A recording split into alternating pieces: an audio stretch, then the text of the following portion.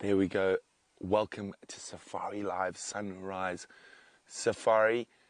And look at that. The queen of Djuma, Karula, our dominant female leopard, in silhouette.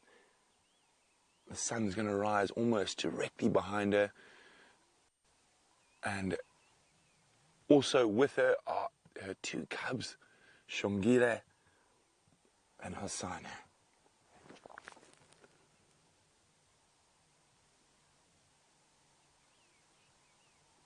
Beautiful and cool this morning, about 9 degrees Celsius where we are. Oh, on the bottom, stalking sibling time.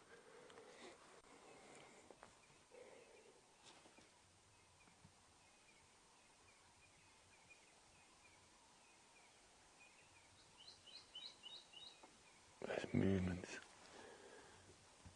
Only 6 months old and already moving like an apex predator.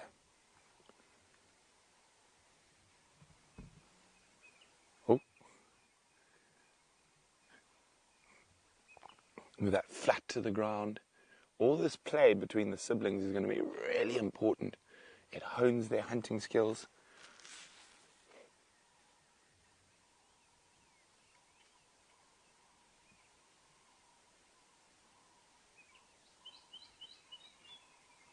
Oh, siblings coming down towards us. There we go. Oh. Isn't this amazing? Now we are sitting live with a female leopard and her two cubs on Djuma Private Game Reserve in the Greater Kruger National Park. And you can ask us questions about these fantastic animals by using the hashtag SafariLive, or send us an email, questions@wildearth.tv. I have Gendre on camera today. Oh, there we go.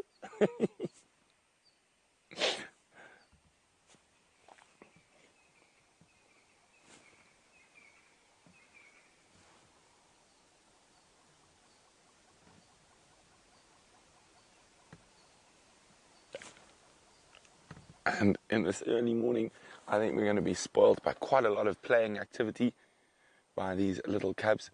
Nice full bellies.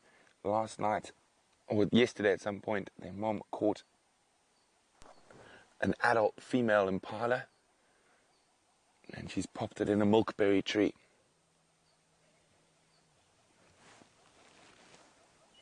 There's mom.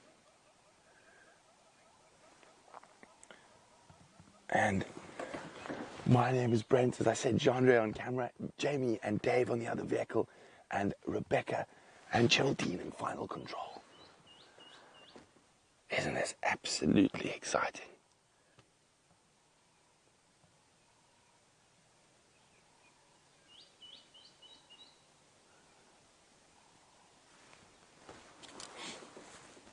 Look at that. I think she's just gonna lie down. The kill's actually above her. You can see her, she's looking up. I think she's just looking for a spot to have a rest. Or she might move the kill to a bit of an easier feeding place. I did see hyena tracks on the ground underneath here.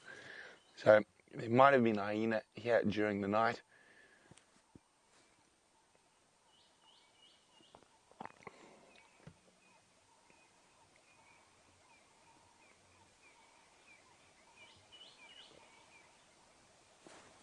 Oh, isn't that beautiful?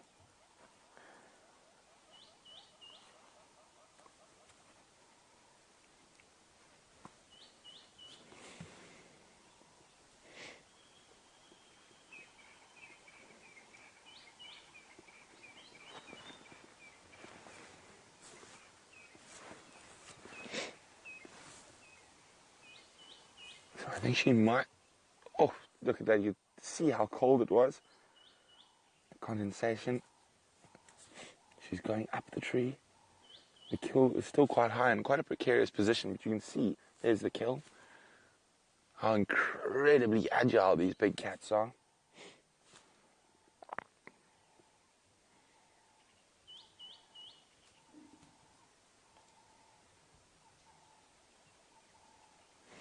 Now, normally a kid of that size would last a single leopard or single female leopard for a day or two, or maybe even 3. But with these cubs, they've eaten so much since we were here last night.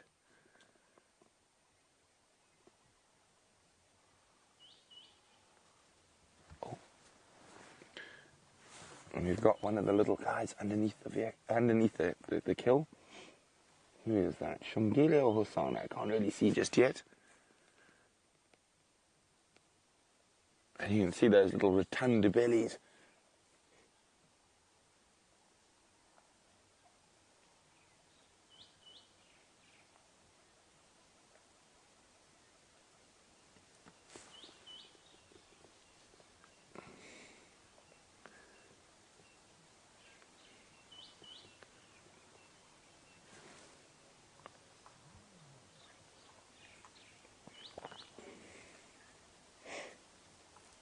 Now, while we sit here, Jamie would like to say good morning to you. So while the cubs are in the thicket, let's go see what Jamie's up to. I would very much like to say a good morning to all of you. And good morning, my name is Jamie, and I have Dave on camera with me this morning. And we are sitting right now at Sydney's Dam. So Brent, of course, already has the lovely little leopard cubs of Karula. We're sitting at Sydney's Dam because, first of all, I heard a lion calling from here. And second of all, there's mating cats. I don't know what they are. I don't know whether it is leopard or lion. But some big cat is mating just over there, which is so frustrating because it is north of our boundary, so we can't actually go and move into that area and check up on what they are doing. But they are, hopefully, I'm really hoping that they are moving south. Not sure if it's leopards or if it's lions, as I said. I think it might be lions because there was calling this morning just before we set off on our sunrise safari. Then, if I don't have any luck here, I'm just going to sit and listen for another few minutes. But if I don't have any luck here, then there's tracks of the Nkuhumas going straight back from Arathusa onto Djuma, and hopefully we will manage to have more success than we had yesterday afternoon. But at the moment, Sydney's Dam is all quiet.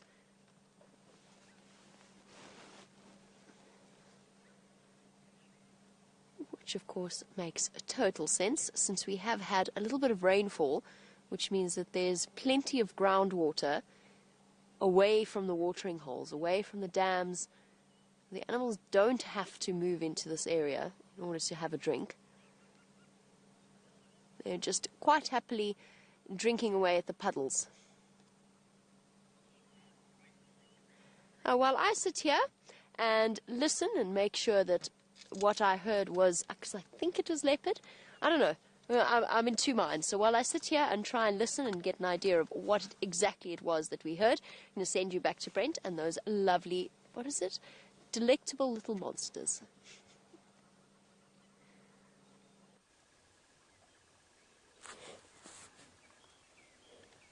Mom's feeding on the carcass, and these two are having the best game. Now you can't actually see. There we go, just in front. There we go, you see, there we go, there the head pops up. Oh, pounce! Isn't that just too cute?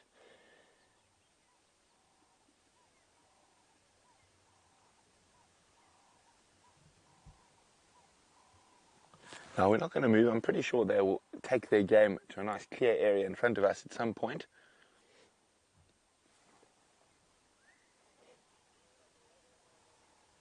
It's a nice thing about being able to come to a static sighting where they've got a kill, get here early in the morning while it's still cold, and the cubs will almost certainly be at play at this time in the morning.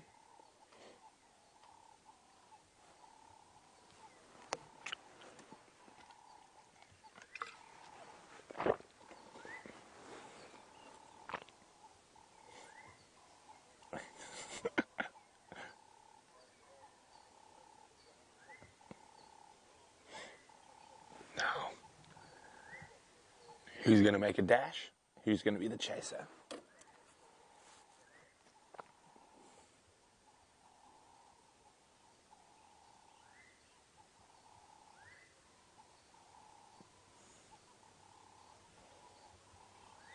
What you found there?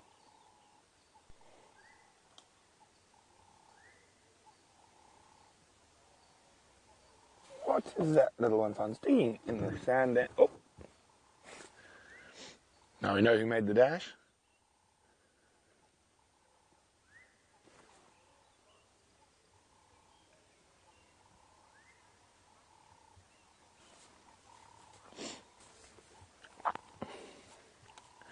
Well, Kay Ward's wondering, are the cubs still at risk for hyenas?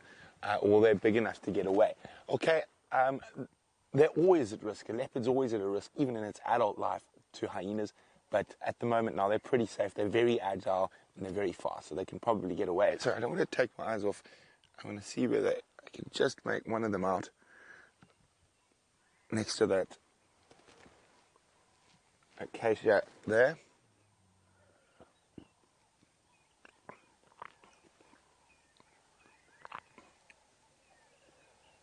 We're going to wait for them to.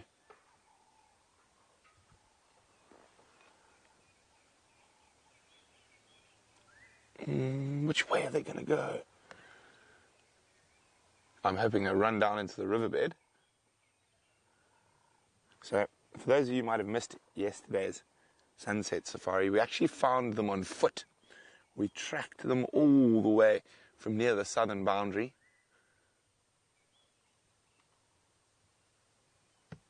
And there's Mom having a feast.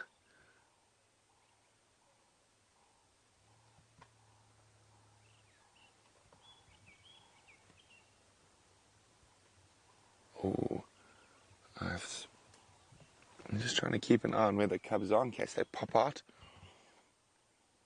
Remember, hashtag SafariLIVE or questions@wildearth.tv. And we're sitting with the Queen of Djuma, Karula, and her two cubs, Shongile and Hosanna.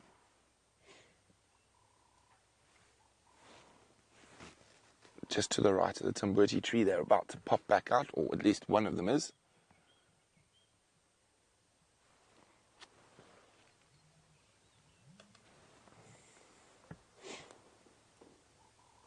Now, where's the other? Stalking its sibling, no doubt.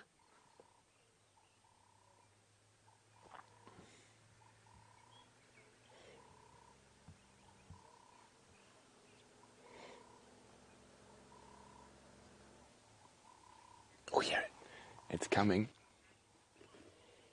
Oh, the stalker has now become the stalkee.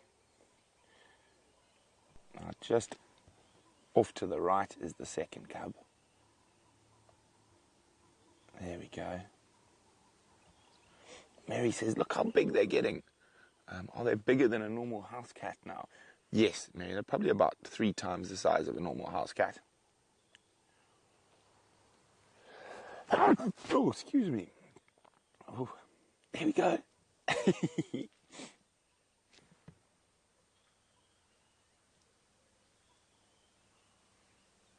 Oh, Krula's on her way down.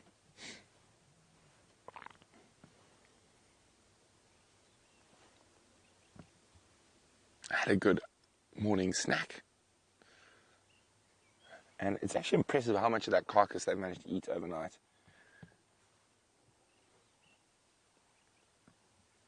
Now, we're going to sit here patiently because I think probably in about 10 minutes or so, that golden light from the rising sun is going to filter into that tree.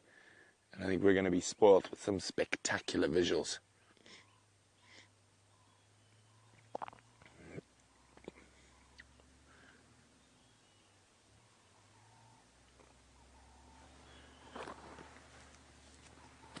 I wonder if she heard something.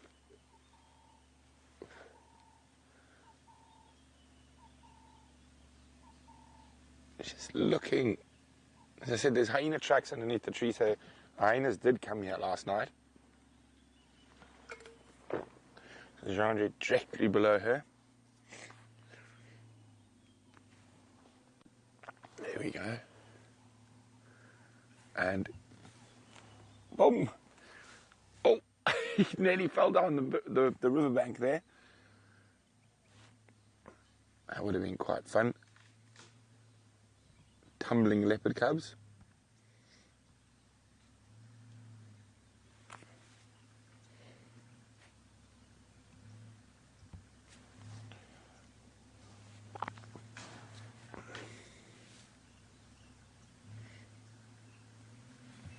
So we can actually, oh, there we go.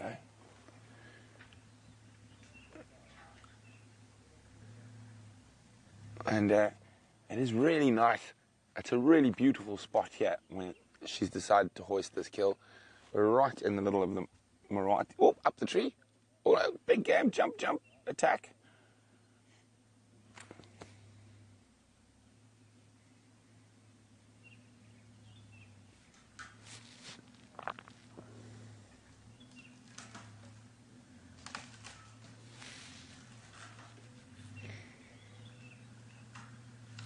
Can't really see them through there. But if we come out, we can actually see that golden light starting to touch the tops of the trees. So there we go, you can see there, you can see that beautiful morning light starting to touch the top of the trees. So I'd say 5 to 10 minutes it should be on the leopards below her.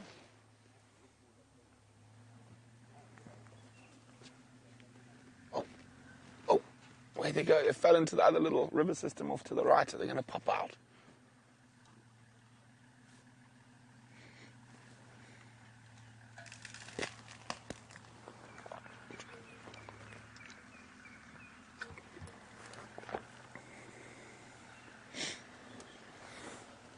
Now, Michael's saying when they were younger, it didn't look like they played as much as they're doing at the moment. And is there a particular reason for that? Well, Michael, mostly because they have the ability to escape things like hyenas. And, of course, playing puts you at a bit of risk because you're running around, you're not paying so much attention. So, oh, coming out below, out into the open. There we go. So that's why playing now, oh, got a bit of fluff. My fluff. Now, where's a sibling? Because when you have a piece of fluff, your sibling always wants it.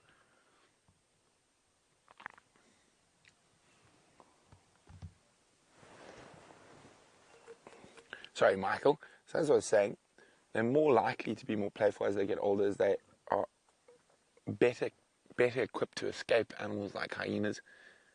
They can jump and climb. Jean-André, are you ready? Number 2's coming in for the attack. Stalky stalk. Oh, have I been spotted? That was good. Escape up the tree. That was a clever move.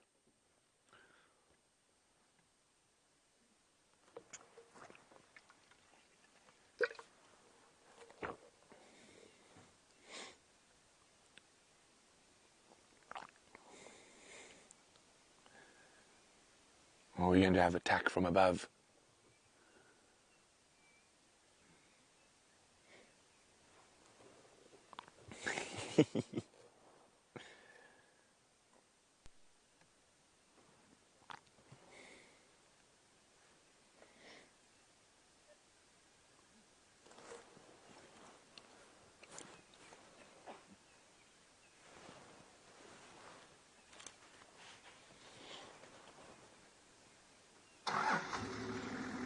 Yeah. Oh, there's a bit of a tail grab, attempted tail grab there.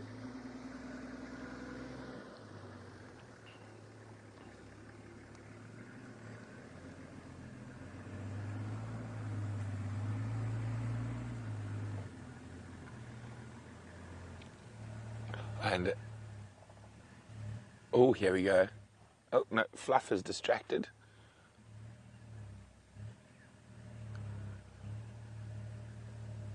Are we going to go higher? Are we coming down? Not looking like the most agile little leopard, but that's because it's playing rather than actually climbing. It's playing with its own tail. Look at that. It's biting its own tail.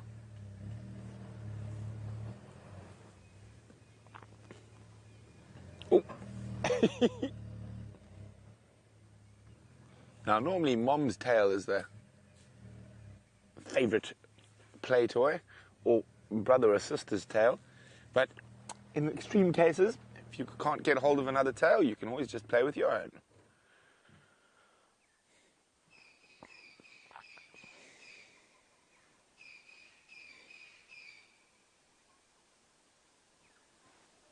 I hope you guys are getting some fantastic screenshots of this.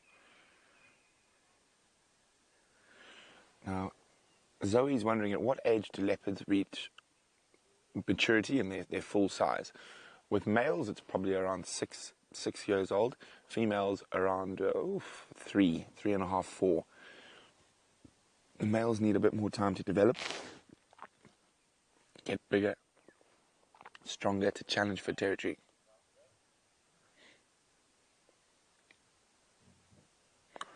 Now, the sun is about to burst through onto these leopards. There you can see the light coming through from the east.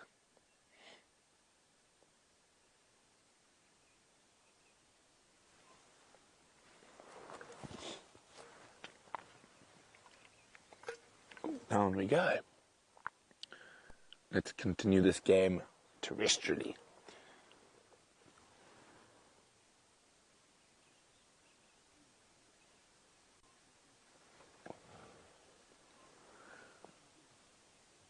What has it seen?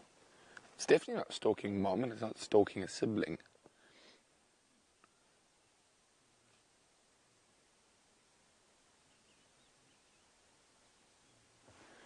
Because siblings are behind.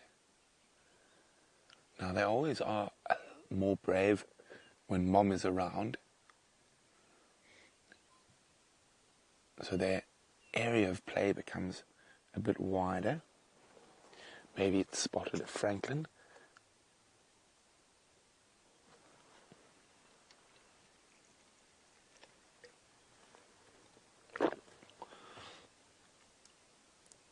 The second little one is right in front of us still. I'm going to head towards mom, I think. I'm going to stalk mom. No? I'm going to stalk a stick. Oh no, this is so good. Look how it's flattening its body to the ground. What are you caught there? It could be chasing a lizard or a bug as well. Or it could just be attacking grass.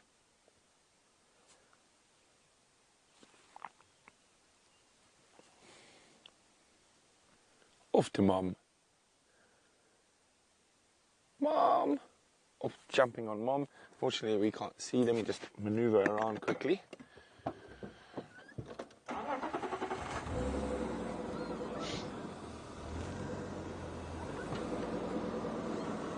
Just trying to look for the best spot.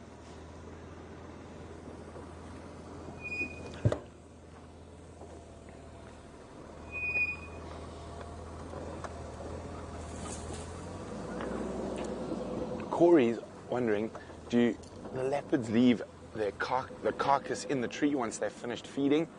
Or do they bring it down? I'm going to make it to it. Oof, that was close on there. Now I'm just trying to avoid the VR rig. Let's have a look. There's mom.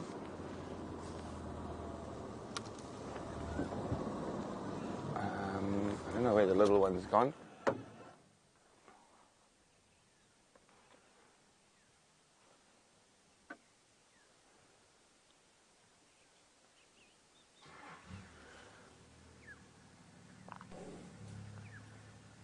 So, Corey, what normally sometimes bring the carcass down, it's normally a bird like a basileia. Sometimes even I've seen monitor lizards scavenge off a leopard carcass in a tree.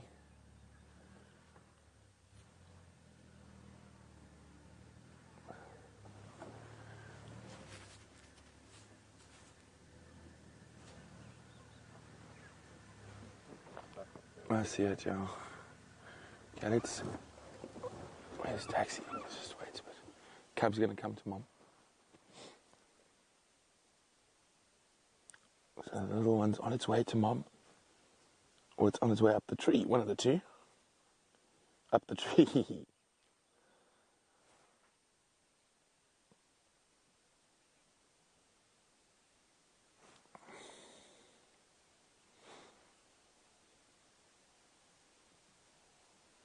Yeah. Oh, big jump. I should have seen. Oh, it's coming back this way. Let me just move forward a bit.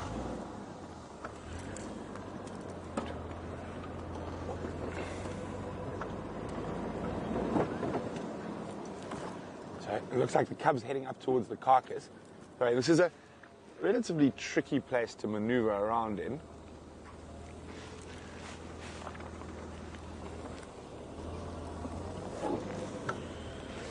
Okay, so I'll try to get us into a better spot. Let's go see what Jamie's up to.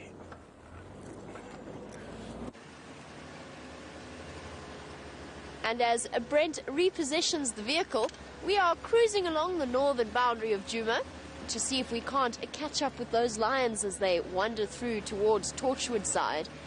I know that Herbert is out as well, helping us out. We will, together I'm checking the northern boundary, he's following along the tracks, and at some point we're going to meet in the middle and see if we can't find wherever those lions happen to be. So yesterday we spent ages trying to find those lions. Apparently, Andrew saw one of the lionesses coming back into Arethusa. So she went to fetch the cubs and brought them back. So it was only one of them that went across the boundary yesterday afternoon. We were desperately trying to follow them and trying to find them. It seems as though they've been sitting on Arethusa, or they sat on Arethusa most of yesterday and then walked back at some point last night. The question now is, they're probably looking to find some food. They weren't very hungry, but they were definitely on the prowl looking for any possible opportunities to hunt something.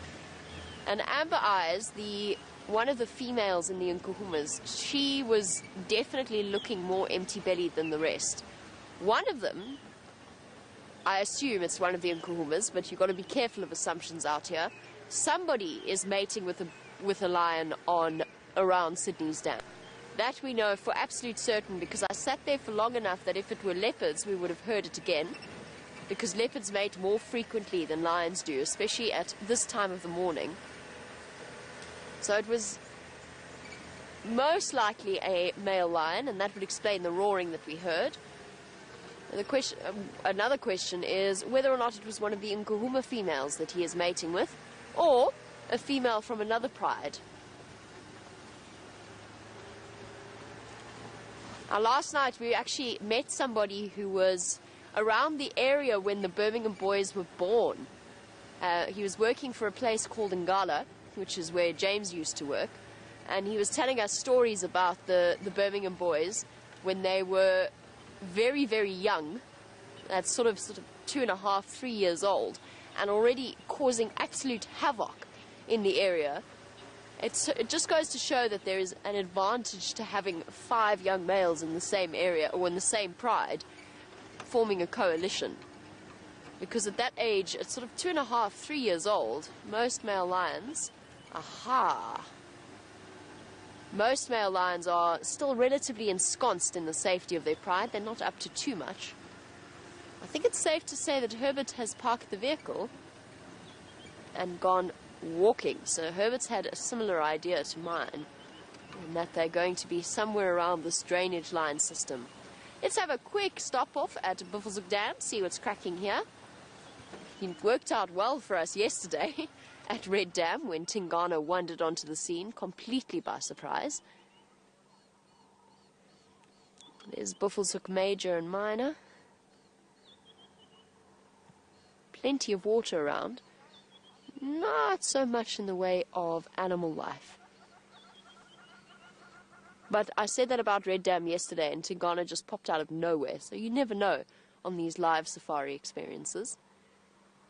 And it's not just myself that thinks that it's a good idea to check around here. This looks as though Aubrey's just pulled up as well. It seems as though Buffelshoek Dam is the place to be on this bright morning.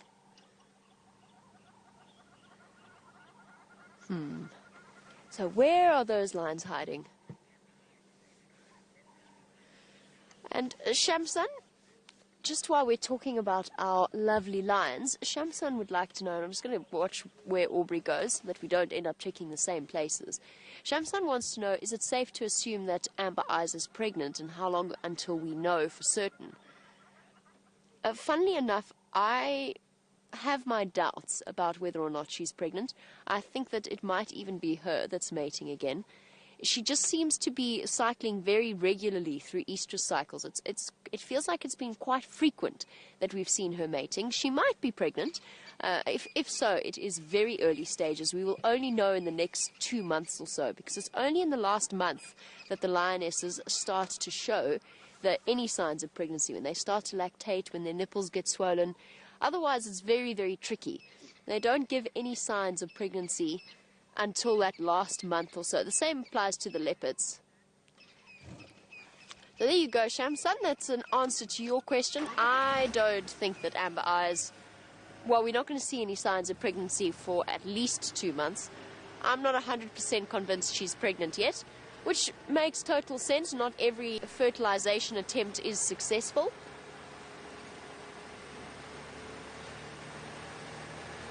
I assume Herbert's gone for a walk somewhere in this drainage line system. I think I'm just going to go and check the old den site. I think that lioness has moved her cubs, but you never know. She might have decided to return them.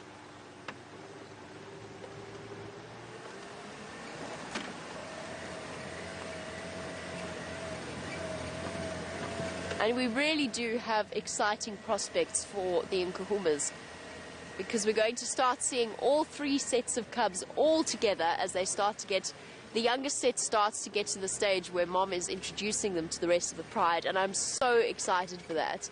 You have no idea, and I'm sure you all feel the same as well, to have little lion cubs, 8 little lion cubs barreling about in a pride that we've become so attached to over the last few months. It'd be an absolute pleasure to just enjoy spending some time with them.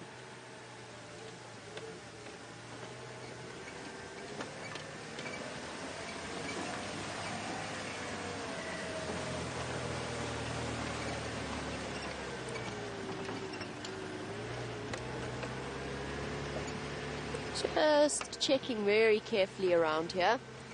The ground is still a little bit hard for tracking, or at least for the lions and the leopards to leave footprints in the dirt, unless you are on foot or driving really, really slowly. It becomes very tricky to see tracks, which is why what Brent managed to do yesterday evening in terms of finding Karula was absolutely awesome. Especially since she kept walking over his tracks behind him. And speaking of Brent and his leopard tracking prowess, let us head back and have a look at the magnificent Queen of Djuma and her offspring.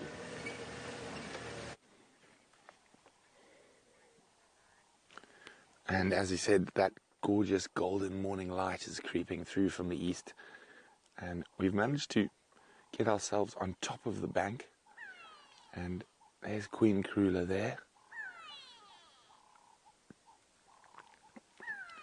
and just off to her left, go left a little bit, and they're just behind that bush, but I'm pretty sure they're going to come back now.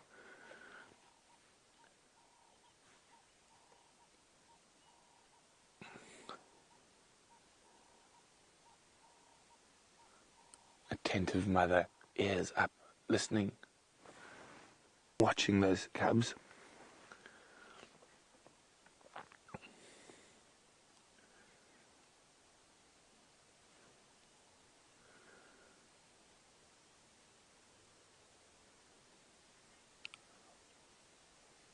Oh, look at that incredible color on her coat. Such an exquisite animal.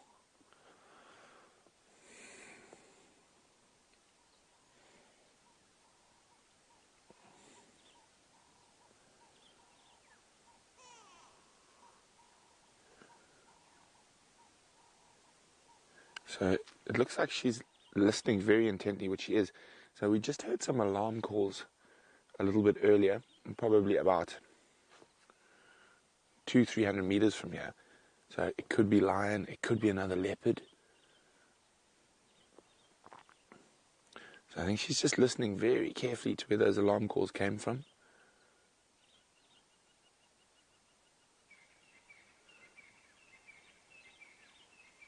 Yeah, hyenas in the distance. Ooh.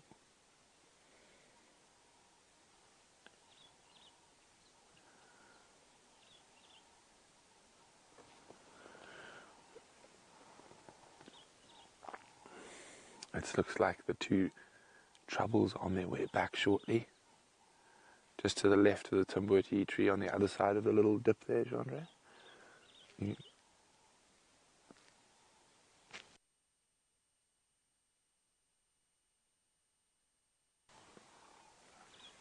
There we go. You can see them flitting about in that little window between the two trees.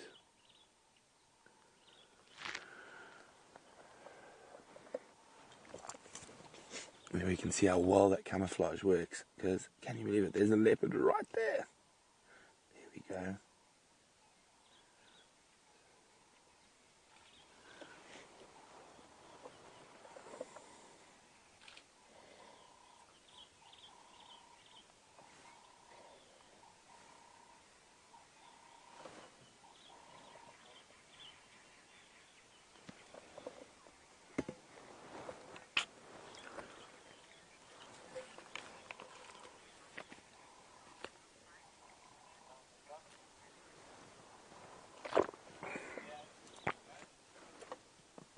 Hi, Alice.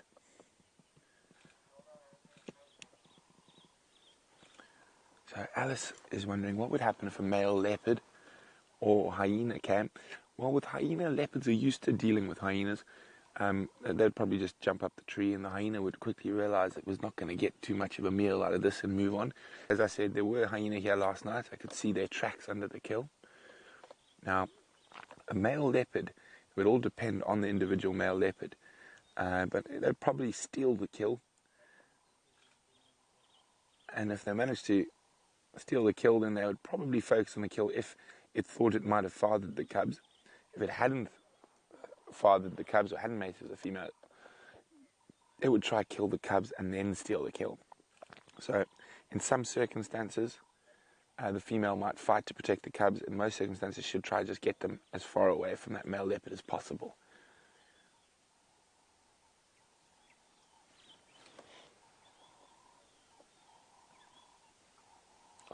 Here we go, coming back towards us.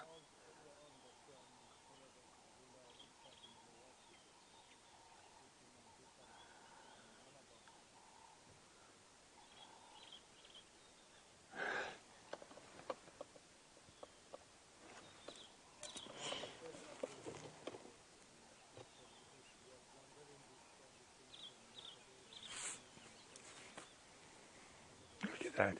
So I think I'm going to stick on Mom. The cubs have gone into the little dip.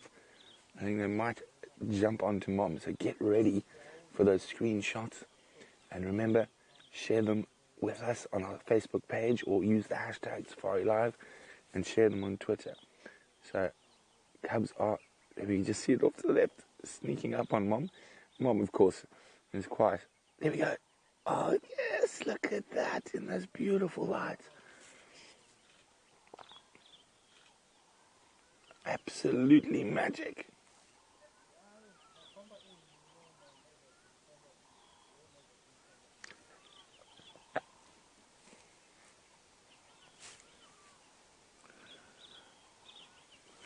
That's the reason we moved up onto the top of this bank. Oh, there they are, boom.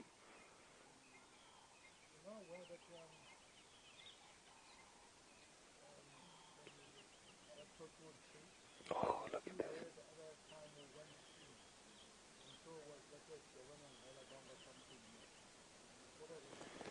Come on, little one. Come to the light. Step away from the dark side. Morning's always good when you manage to work a bit of Star Wars reference into wildlife.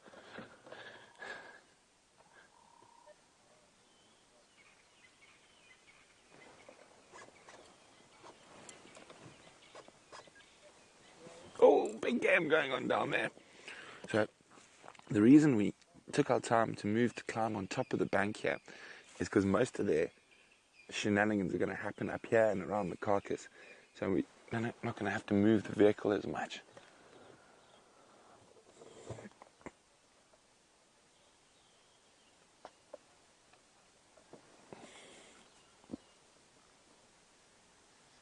Okay, to the right of Krula, coming in from the base of the tree. A little bit more to the right, there's a cub just stalking her. There we go. Oh, stalking the tree.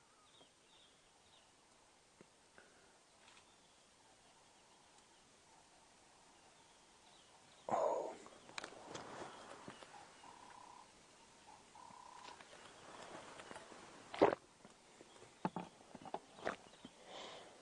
Absolutely beautiful.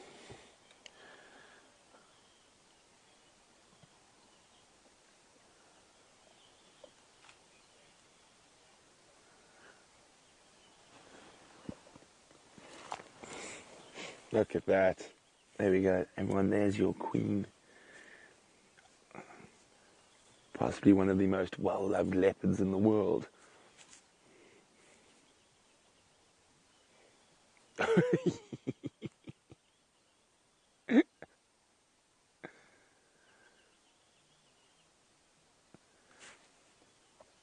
Oh, isn't that magnificent? I hope you guys are getting some great screenshots. I've been so enthralled with the leopards that I haven't even taken a picture yet this morning.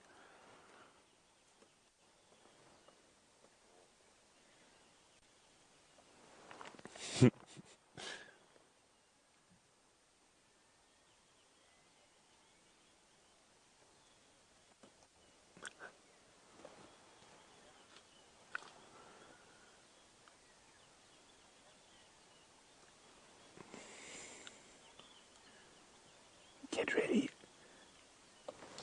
Oh, going down.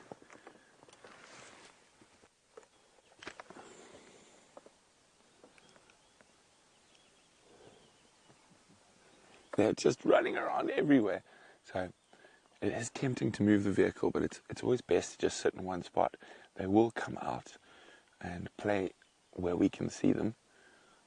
And with Mom being where she is, we're in a very good spot for that now. Also, if they happen to climb the tree to go feed on the kill, we're also in a good spot for that. So we're going to sit tight here.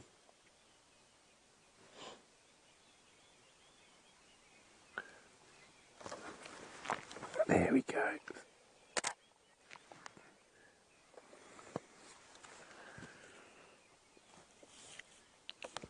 So Anne-Marie's wondering, are they old enough to follow Mom to view a kill soon? Now, Anne-Marie, leopards don't really do that. The only animal that really does any sort of teaching hunting are cheetah. All those hunting instincts are there, and they're born with them. They hone them by playing, chasing each other, stalking frankens, squirrels, and dwarf mongoose. So it's very, very seldom that a leopard cub will actually view its mother take down an animal. Not impossible, but as I said, very uncommon. And they don't need to watch Mom to know how to kill. If we watch them playing, those instinctive grabs of the throat, it is in their nature, so to speak.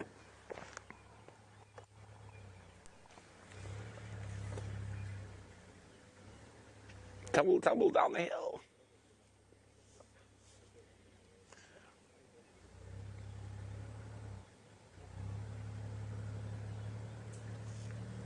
Ooh, and back again.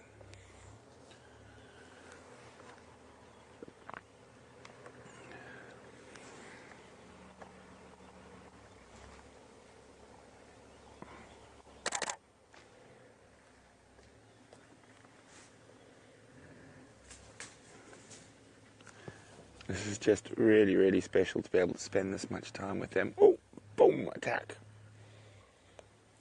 Come on, guys, come play in the golden light.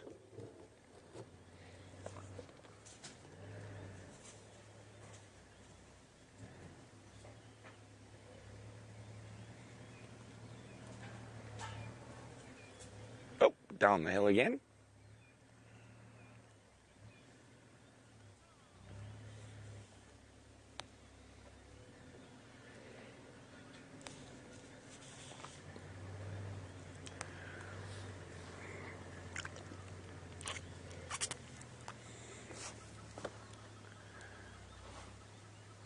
Look at that. Hollows in Wisconsin. Oh, there you go. Get away. Oh, they're just too precious. Now, Hollows in Wisconsin is wondering, will they all sleep in the tree, or will Mom sleep on the ground with the cubs in the tree? Well, generally they'll all sleep on the ground, and leopards will sleep in trees quite often when it's hot or when they've got to kill, but generally they will sleep on the ground, even the cubs, and they'll only take to the trees if there's danger around, like hyenas or lions or another male leopard. Being smaller than a male leopard, they are able to get to the tiniest little branches that those male leopards can't get to.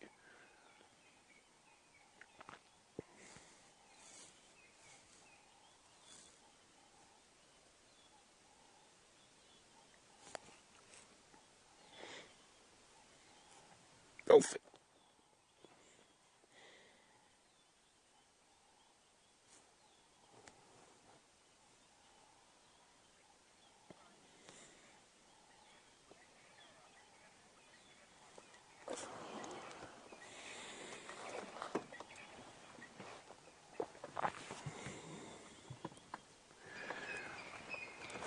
Morning, Francis. Francis would like to know, has a vulture ever bothered a leopard in a tree? I have seen vultures not bother the leopard itself, but bother its kill, which bothers the leopard. So the leopards will then rush up and chase the vultures away. Generally, they like to use trees like this that have got leaves so the kill is hidden from vultures, but it can happen. Can't see where those little ones are. They're still in the hole. They're still in that deep little spot there.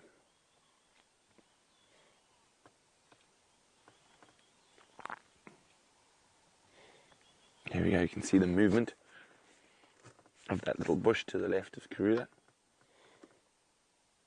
Oh, there we go.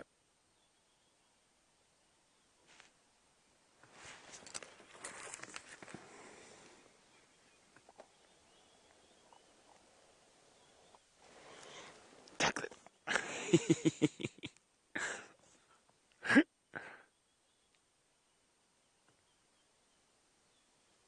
Defending the high ground. And biting a tree for good measure.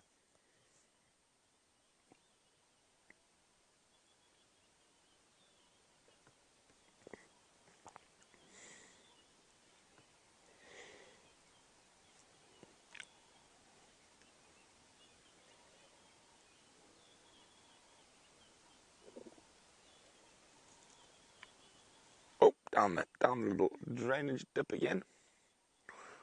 And Mom just sitting patiently and attentively, making sure that they don't get into too much trouble while they're playing.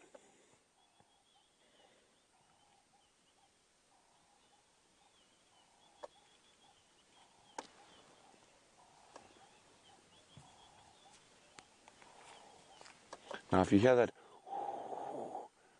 it's not Darth Vader. Oh, second Star Wars reference of the day. It's Jean-Ray trying to warn his fingertips because it was about 9 degrees Celsius down here, and his hand is on steel while he operates that camera. So every now and then he feels the need to blow warm air on it. I think he's just being soft personally, but I mean, who doesn't like putting their hands on cold steel in the early morning? Here we go.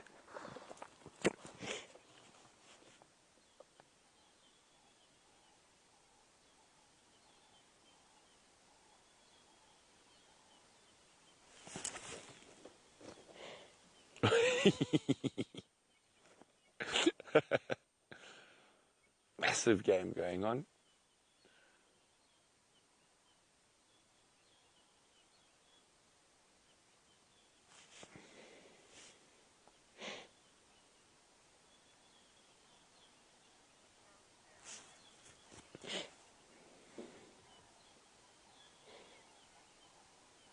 Okay, so while the little ones have disappeared, let's go see how Jamie's doing on this fine winter's morning.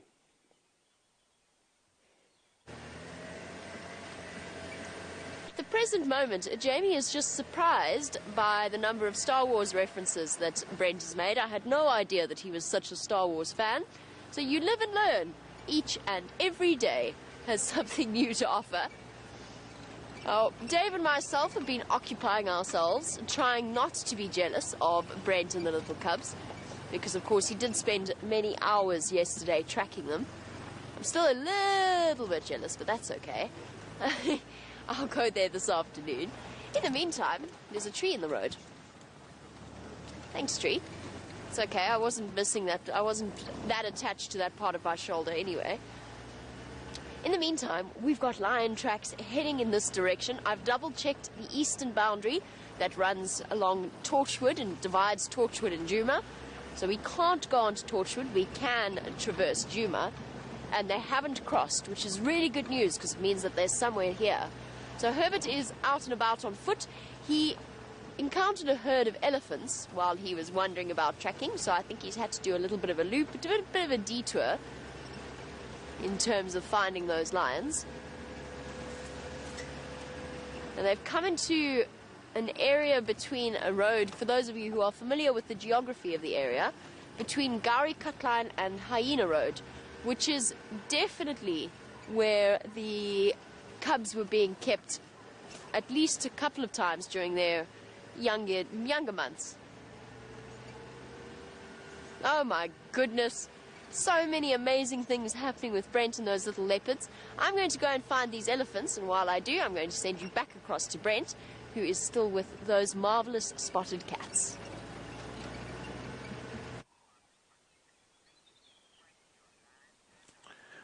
We've got one little cub. Oh, I think about to be two. There we go. Oh, and down in the hole.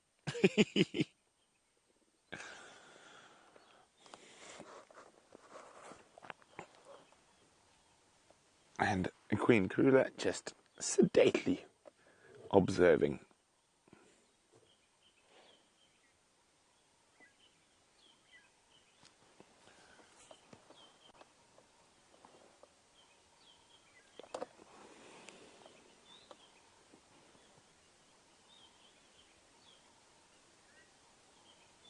Can you hear the morning dawn chorus around us? Oh, there we go, back up. Can you hear a few robins?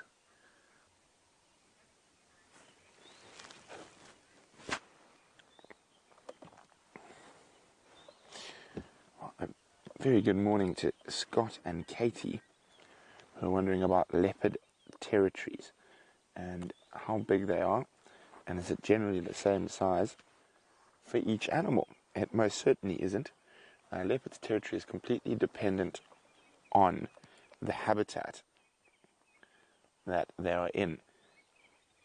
So, for example, in the southern Sabi Sands, around the Sand River, a leopard's territory, female leopard's territory is between 400 and 600 hectares, so about 1,200 acres. And in the northern Sabi Sands, where we are, Queen Karula's got one of the largest leopard territories of any leopard in the Sabi Sands, for a fact, and that is due to the fact of the terrain around here. So where you've got big rivers or permanent watered rivers like the Sabi and the Sand River, there's a lot more bushbuck and nyala and impala all around those areas, and that's why. Sorry, just 1 second. I'm just listening to the Game Drive channel, and that's why the leopard territories there are smaller. And here, where they have to travel over a bigger area, you don't have as many of these river systems like we're sitting on at the moment. They're very limited. Oh, cubs are back.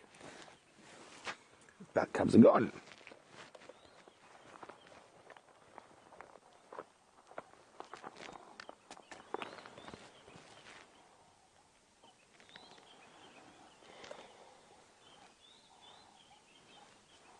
So what I'm going to do is I'm going to find a map for you, and I'll have, oh, sorry, I'm looking for a map, so we can have a closer look at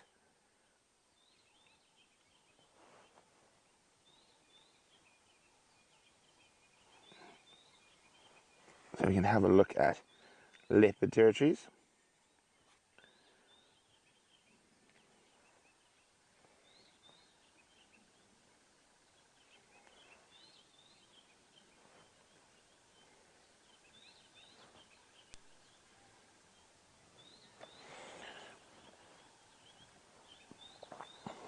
Okay, well, while the cubs are being cute, let's stick with them. And what I'm going to do is I will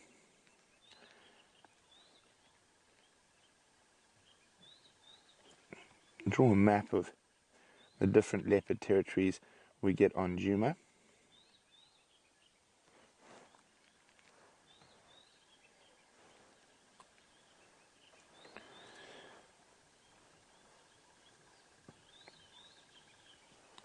Look, I'm going to let Jean-Jacques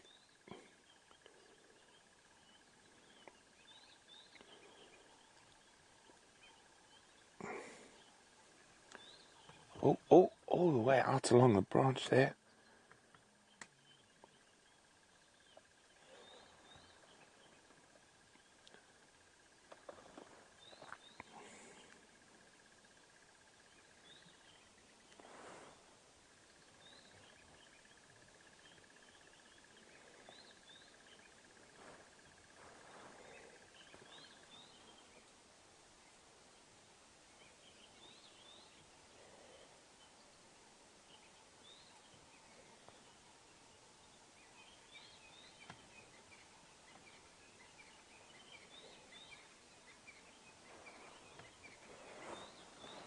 Oh, they're coming closer to us.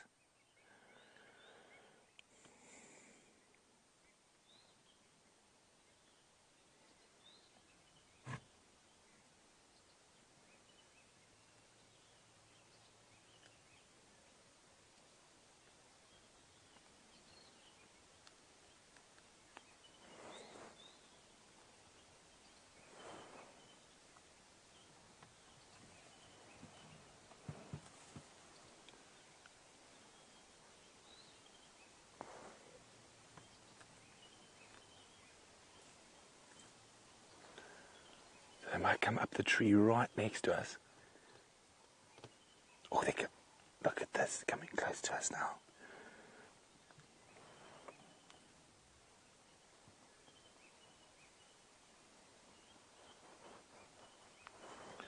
This is really, really beautiful. Oh, look at this right next to us. They live right next to us.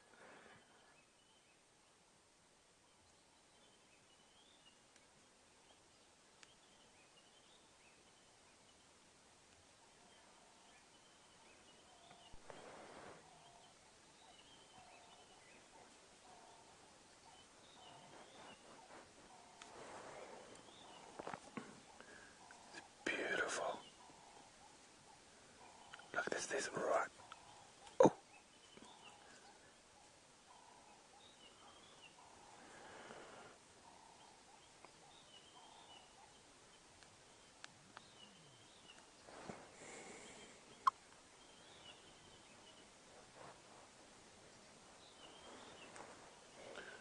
So, there we go, up in the tree. Now the game has moved from a bit further away from us to right next to us. Next cub up in the tree now. Here we go. Climbing almost directly. Oh, look at this. Look at that agility. Going up to the kill.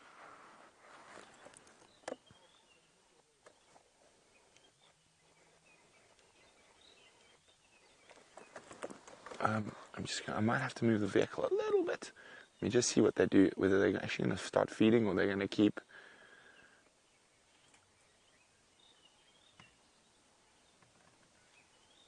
Okay, I'm just trying to see.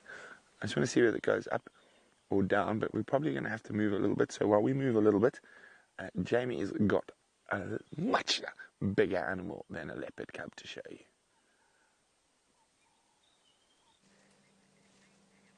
While Brent moves around the bush, our elephants are repositioning it for themselves.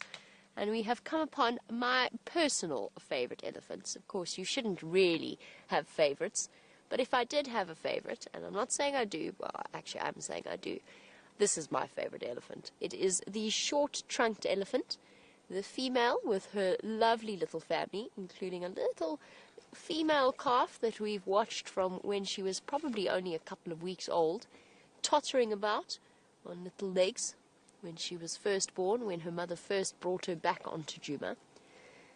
And when I say that this is the short-trunked elephant, she has lost at least a third of her trunk.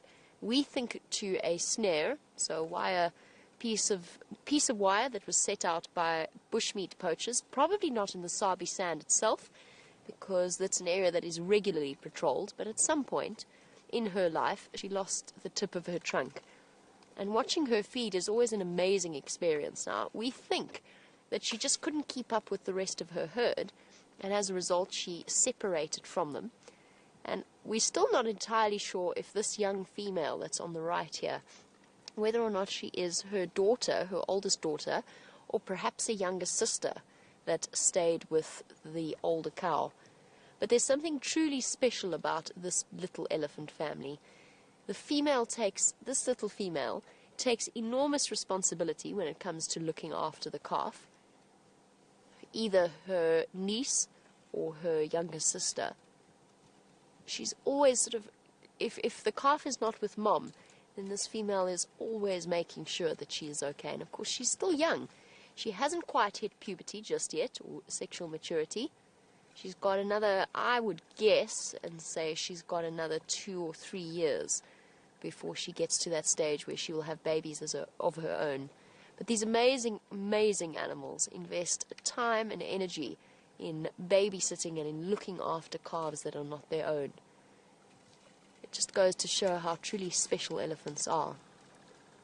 And the group focused at the moment, sort of trying to push around fallen trees to get to whatever nutrients happen to have been sheltered underneath them. This particular little herd, and it's an entirely self-contained little group, also has a young male. I think I see him off in the bushes, but I can't see him right now properly. I think he's hiding away in there.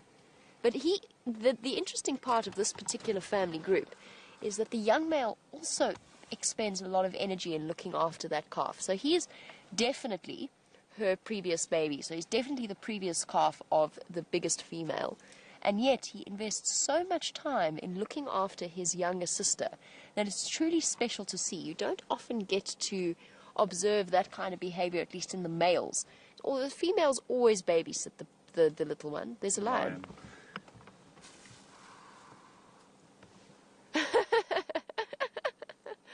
I just need to stop the car more often, because whenever I do, the animal comes through. There's a lion in there, everybody. There's some cubs. There's cubs running through. Yay! Oh, awesome. Okay, we're going to have to reposition to go forward a little bit. Right, I'm going to stop driving everywhere. What I'm going to do each and every day is I'm going to go stop somewhere and just wait for the animals to come to me. Because apparently that's how it works out here. Hello, my girl. Can I come through?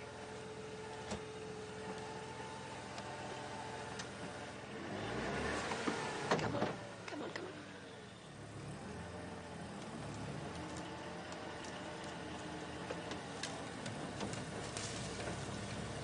Hi, big girl. Sorry, big girl. Guys, I can't. There's the lion. She's coming through. I actually can't reposition without scaring this elephant.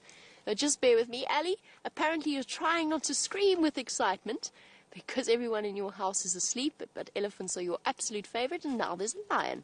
And not only is there a lion, there's miniature lions coming behind her. Look at them. They're coming through. Oh, this is awesome. Bear with me, I need to call this in because we're not going to be able to keep up with them.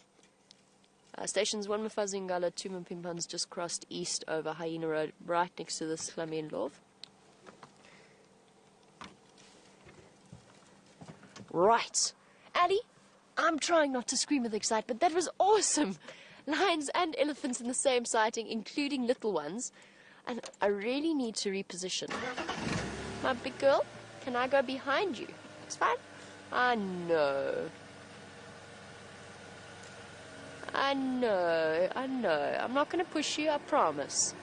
So guys, important to remember, we're in their home, and it is not appropriate. No, don't be naughty. Not appropriate for us to push them away. So I want to get to the lion. She wants to go over here. I've backed up because this is her home, not mine.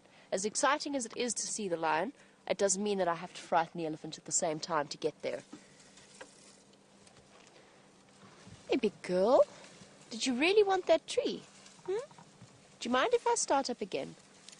Standing by, Mike. There we go. We can move now.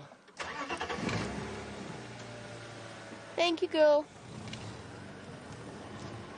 Copy, Mike. I've lost visual. She was quite highly mobile past these and north. I'll let you know when I get visual again.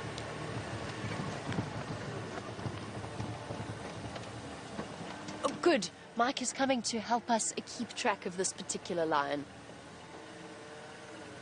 Hi, big girl. Oh, hello, big girl. I can't push past this elephant. She's desuckling her calf. So as awesome as this is, we are going to relocate them on the other side towards Inyala Road North. I can't push past these elephants and scare them. So while we make a plan and wait for them to shift out of our way, let's go back across to Brent and find out how those little spotted cats are doing.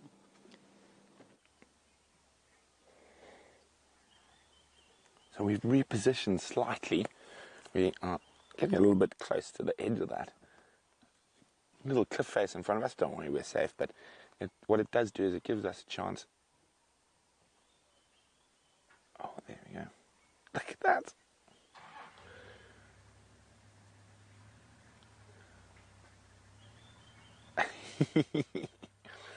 Now, I don't know where the other trouble is. Oh, there we go. Let's attack a tree. Oh, maul the tree. Oh, tail. Yay for tails. Leopard cub's favorite toy. Catch the tail.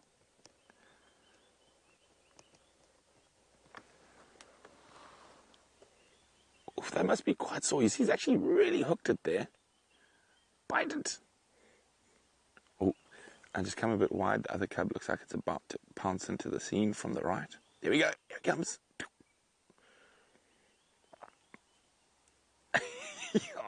Oh, isn't this incredible?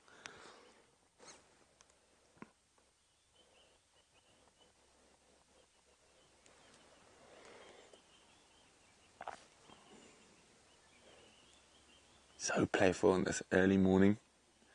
Now, as it gets warmer, they're going to calm down. Oh, where's Mom off to now?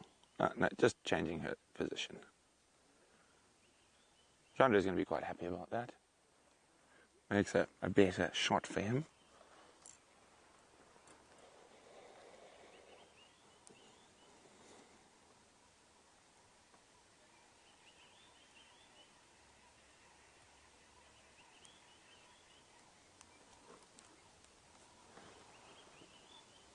Oh, there we go. Boom.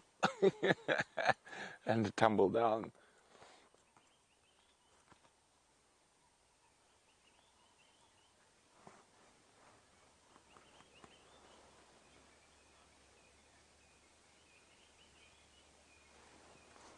Iretus would like to know whether Queen Karula would ever deem it acceptable to join her rascal cubs in play. She does from time to time. She most definitely will.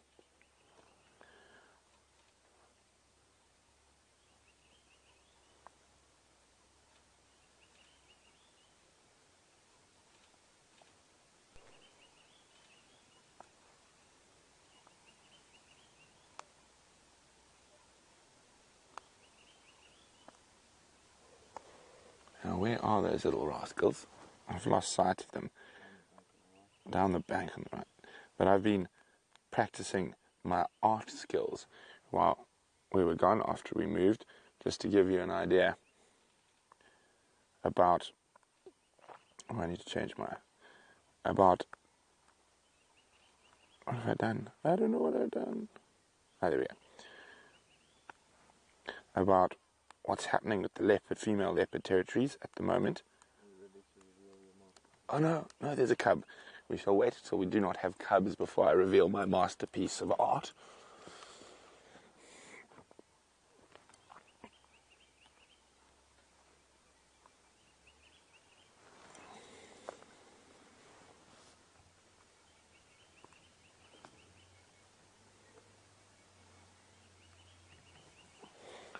Oh, they're going almost behind us now.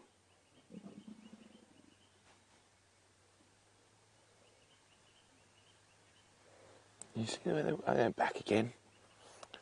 Come on, climb the tree, go to the kill. We've positioned ourselves perfectly for that.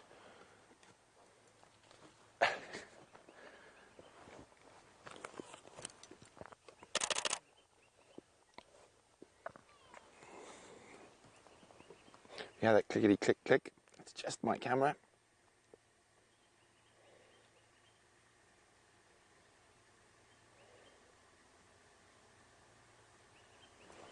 Oh, it looks like she thought about going up the tree.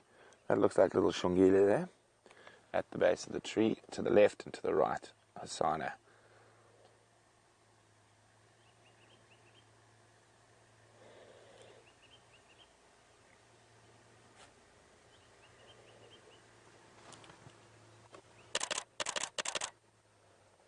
She's walking. Oh, she's got some fluff.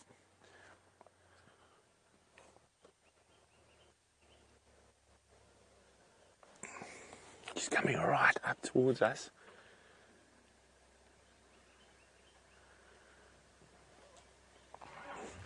Now, Claire's wondering, are the cubs less playful and more observant when Karula is not here?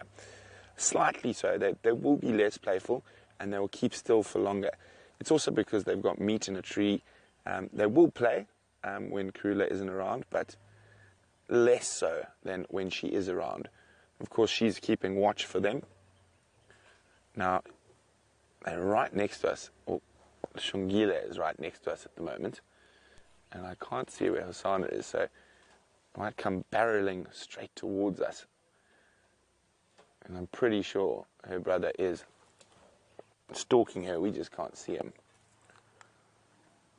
Oh, she's going to disappear. It's behind us almost.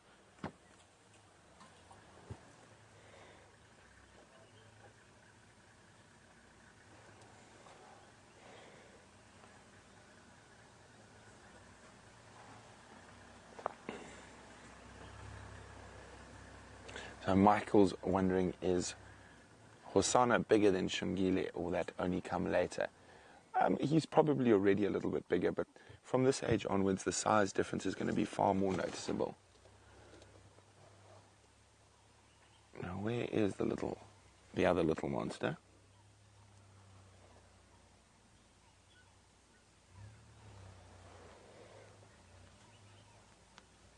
Oh, look at that. See, she's putting her head in a hole. Maybe she heard something in there, looking for possibly a squirrel or a monitor lizard. Now, those two creatures generally make up a leopard's first kill. So a leopard cub's first kill is quite often either a water monitor or a rock monitor or a squirrel.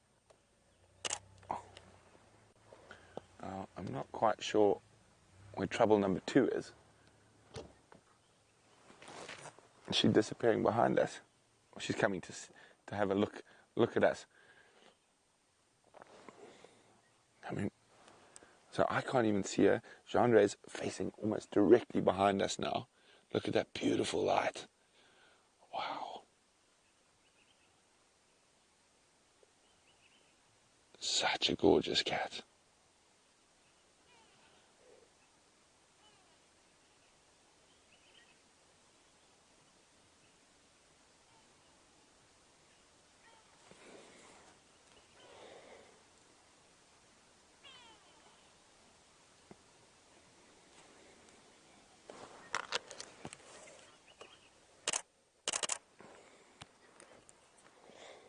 Oh, here comes trouble number 2.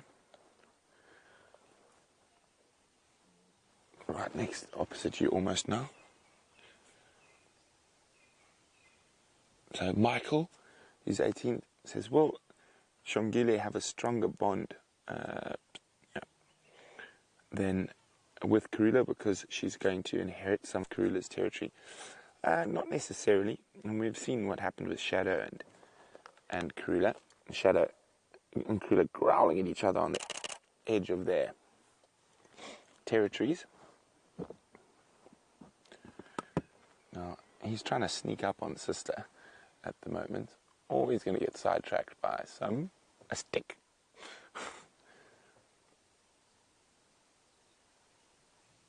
No, actually, that's very interesting. You can't really see what he's doing, but I didn't notice that there.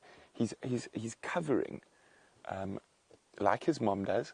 He's covering the stomach contents of the impala to try and stop the smell. Unfortunately, he is just behind a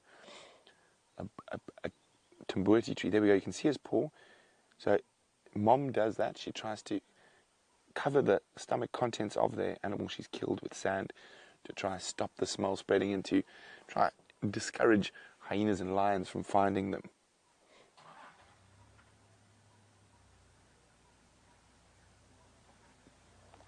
Look at that. Isn't that incredible? Now, that is definitely instinctive behavior. I don't think they would have learnt that.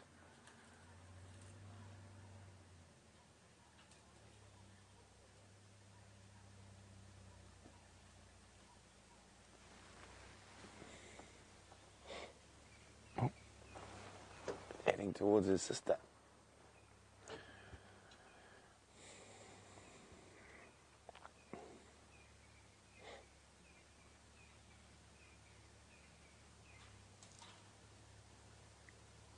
Oh, there we go. Down into the stalk position. And the bounce. And the bounce is behind the car. Okay.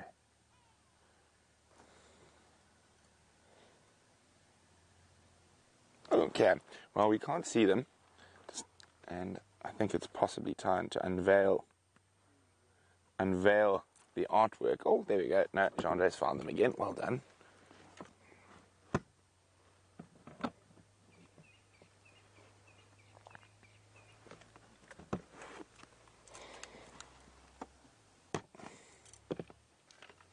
No problem. Anytime, Tex.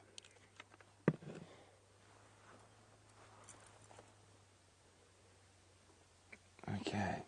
So they're actually right behind us. So even if we wanted to move the car, we couldn't. I'm quite sure if they get too far, Mom will call them back, and she's actually looking like she's about to give them a stern talking to at the moment.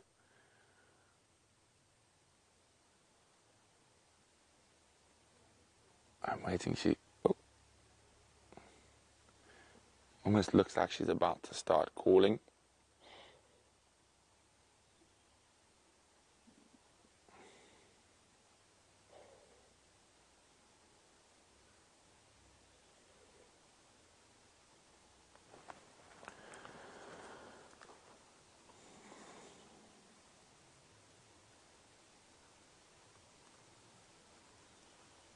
So they're right behind us.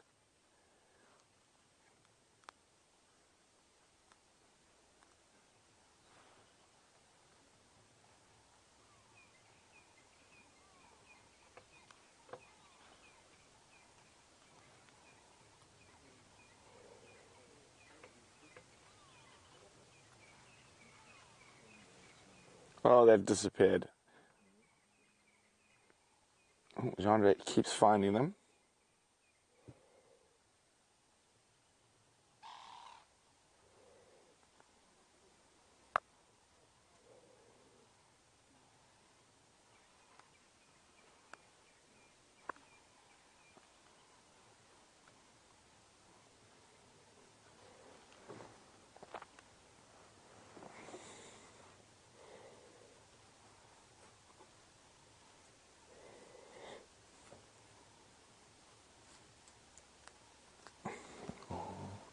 The stalk is on.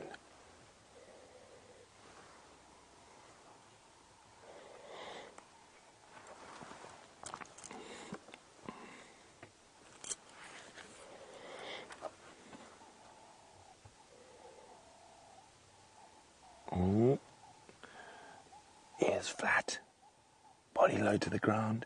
Oh, puppy lost sight of the sibling, had to lift her head to check what's going on, or got spotted in the stalk.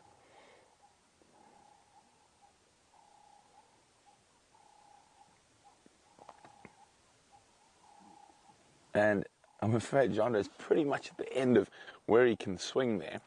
So because of that, it's time, I think, for the artwork of the day. So this is, let me just put that one down.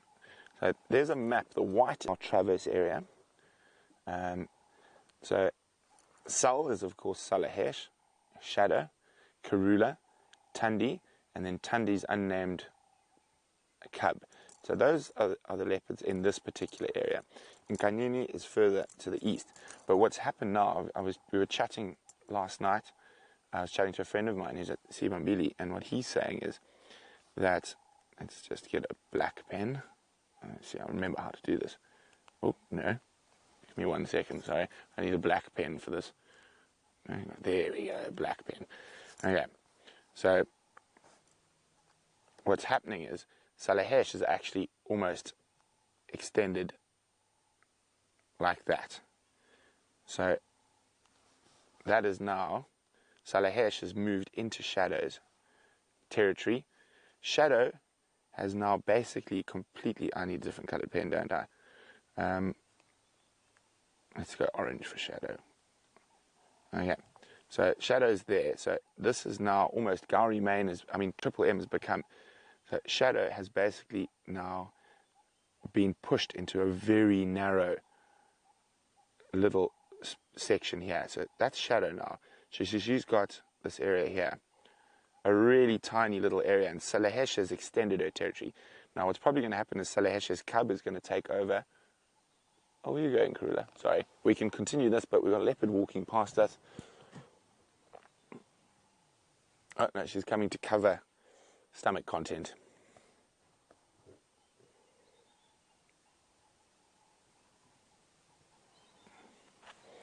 So she might go to join the cubs. I don't know where the cubs have gone. Oh, I can see a cub behind us.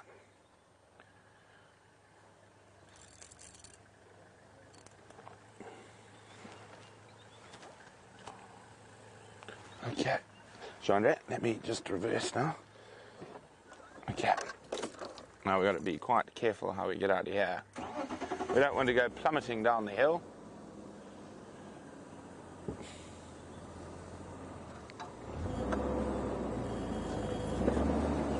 There we go.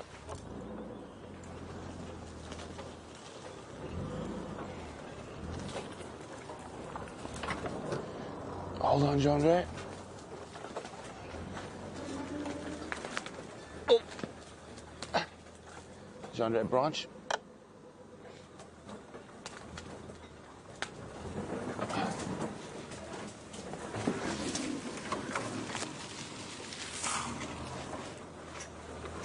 Oh, no.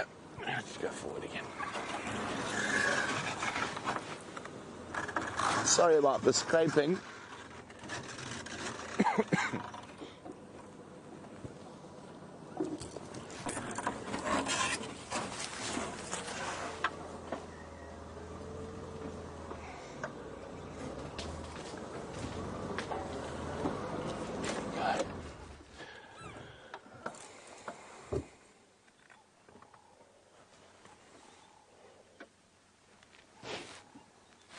Here comes the other one up from the right and open. There we go.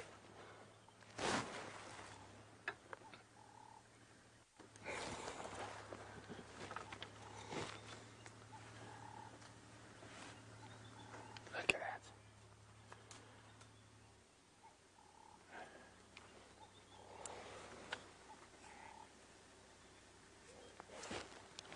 Aubrey Karula's coming back to the Nyama.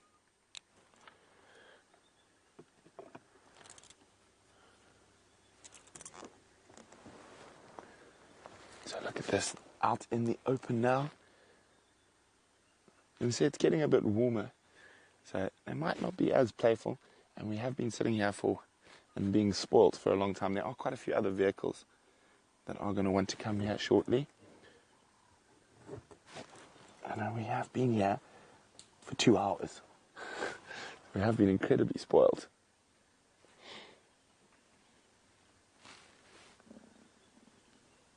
Oh, there's going to be a pounce shortly.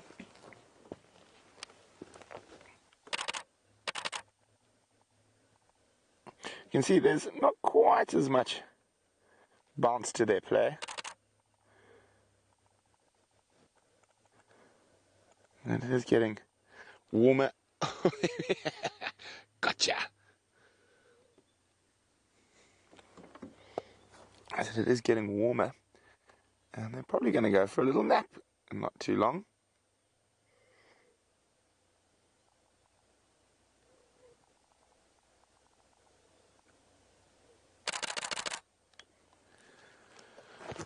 Look at that, isn't it just wonderful, the two of them? And they're just becoming so relaxed around the vehicles.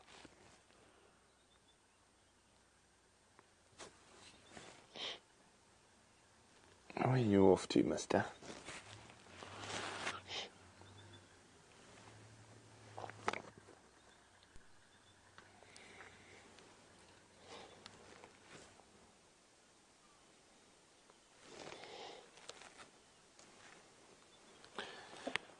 He's moved off. We've still got that little female Shungile always coming back.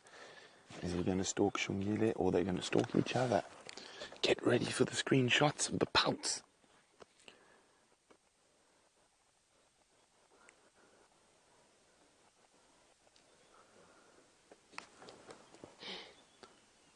Oh, they've both laid down now.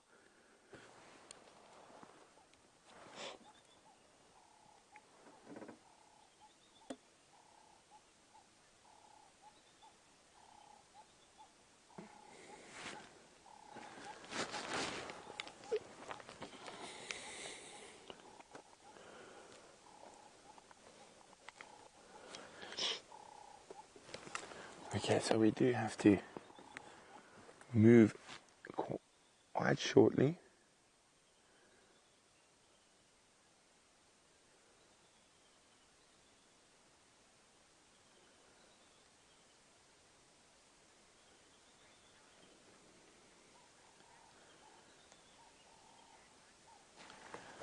Okay, so we have been incredibly spoiled, but we are going to have to maneuver our way out of here quite shortly to let the other vehicles get a chance to get in. So while we do that, let's see how... Oh, wait, one last pounce? No. Anyway, I think as it gets warmer, they're going to start resting shortly. So, and we will definitely be able to come here on the sunset safari as well. Right, so let's go and see how Jamie's lion hunt is going.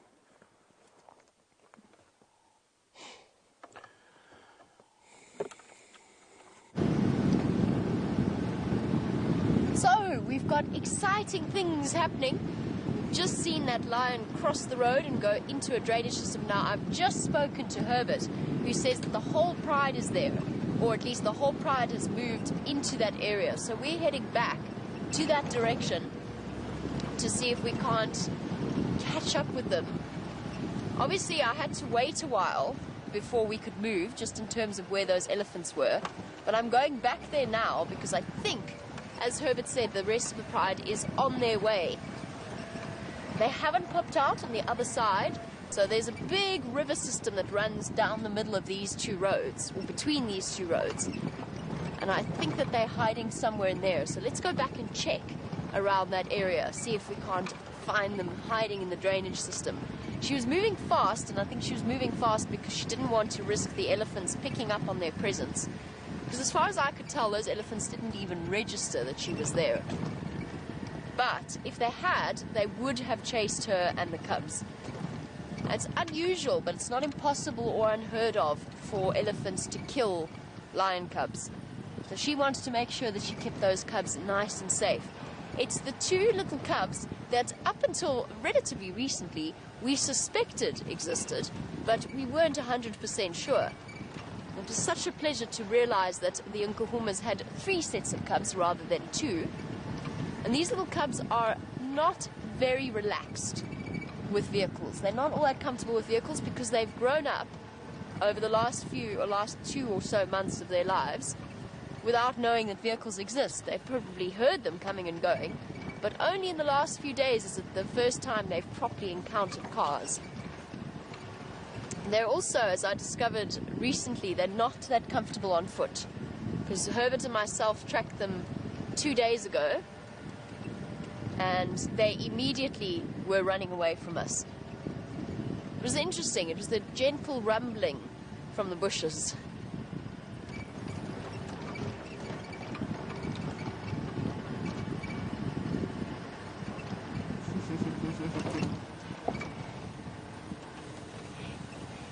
And Trude from Canada, I'm sorry, I'm chuckling because it sounds as though you're having an interesting discussion all the way across on the other side of the world. There's our elephants, but where are the rest of the lions? But we're going to stop and we're going to look at our lovely ellies, since they are so incredibly special. But while we do, we're going to solve Trude's family argument. So, the argument goes, or the argument that they apparently are having, is that prides are made up only of females, and that the males are are classified in coalitions. And yes, you are absolutely right, or I assume that's the point of view that you have taken. A pride of lions is females and their offspring. Now, movies like The Lion King, as wonderful as they may be, have given us this... Oh, it's Hardy-Dars. Sorry, just listening to sounds of the bush as well. Have given us this impression that a lion pride consists of 1 or 2 males and a group of females. That's not how it works. The prides live together in an area. The females will stay within the pride for the rest of their life unless something strange happens that causes the pride to split into different groups. But for the most part, it consists only of females and their offspring with their own territory. Males will hold a territory, whether it is one male or whether it is a coalition of males. They will hold a territory that encompasses a couple of different groups of females, different prides of females. And they're dominant over them. They mate with the females, but they do not stay with them. They do not spend their time with them, and they do not really, if we're going to be completely honest in terms of interpreting lion behavior, they actually don't really share a bond with the males that are dominant over that particular area. They accept them as what they are. They're the dominant males at that time. In the next 2 years, there'll be a different group of males that they have to get used to. And that sun's very bright, sorry. It's very, very bright this morning. So that's the way that prides and coalitions work. I can't look at you, I'm sorry. I can't. I've got spots in front of my eyes. And not leopard spots, just sunspots. So, Trude, you are absolutely 100% right. A coalition consists of males and a pride consists of females and their offspring. You might get a young male, as with Junior, for example. Oh, I was hoping that go-away bird was calling at the lions. So with Junior, he stuck around, and young males generally do until they're about 3 years old, 3.5, before they move off on their own.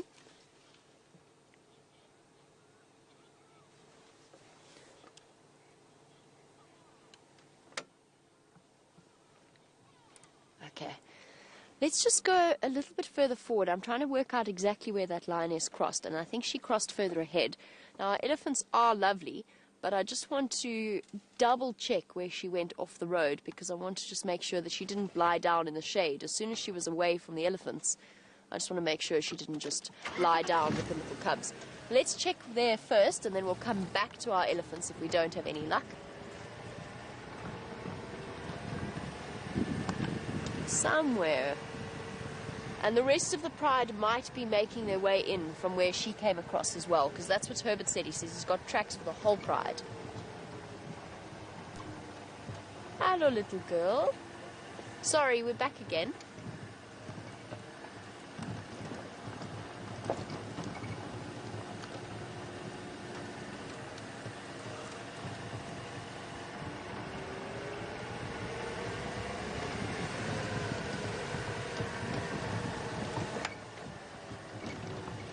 Herbert for Jamie.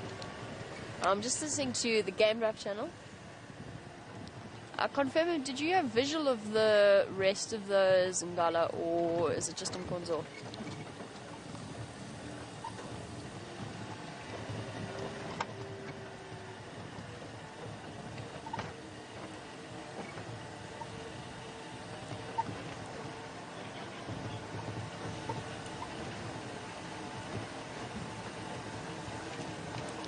Okay, copy Nkomo. Okay, so it seems as though instead of coming this way with the female and her cubs, the rest of the pride have turned back and are going in the opposite direction that they were originally going in. We are just going to poke our noses through here where we saw her walk off, because there should be a nice easy area to get into this drainage system from this angle. You start to become very familiar with an area and all of its entrances and exits. I do know that it gets very, very thick in this drainage system, so I'm just going to poke my nose in, and then we will follow up on the rest of the pride. I don't want to walk in here because those cubs, as I said, they're very, very nervous.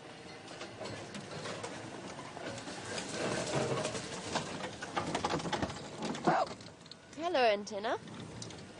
Thank you very much for that. I definitely needed that first thing in the morning.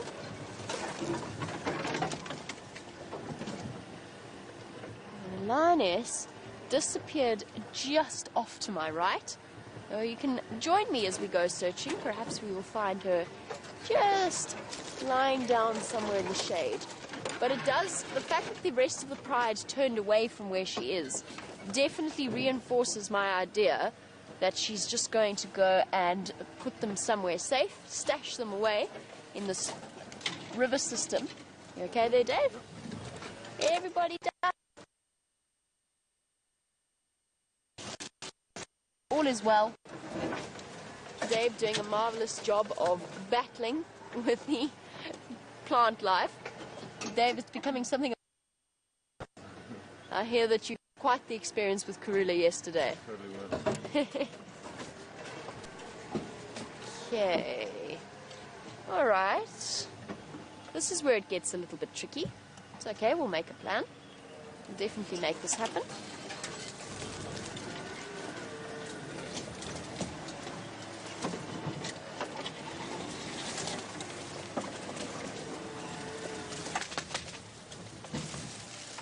Oh, there's a tree there. Quite a big tree. Ouch. Stay there. So she came in through somewhere in this direction.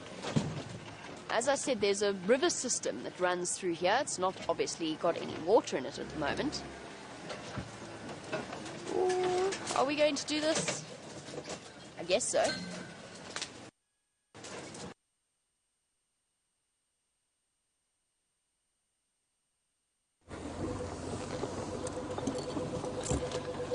So hopefully Jamie has some luck with that Inkahuma lioness and those little cubbies. I'm going to go give Herbie a hand with the rest of the pride's tracks. We're actually quite close, so it did take us a little while to get out of that area where Karula is, but we're now going to head off, see if we can help Herbie and maybe find some other interesting critters along the way.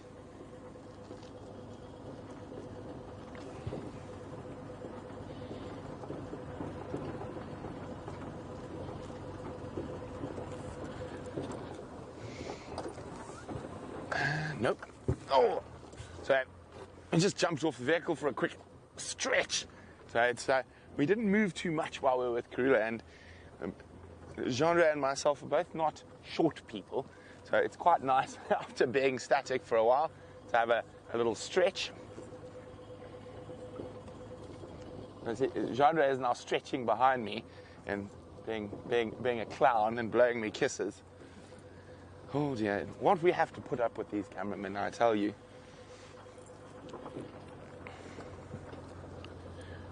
So Jamie's actually not far from us. She's probably about 200 meters from us there.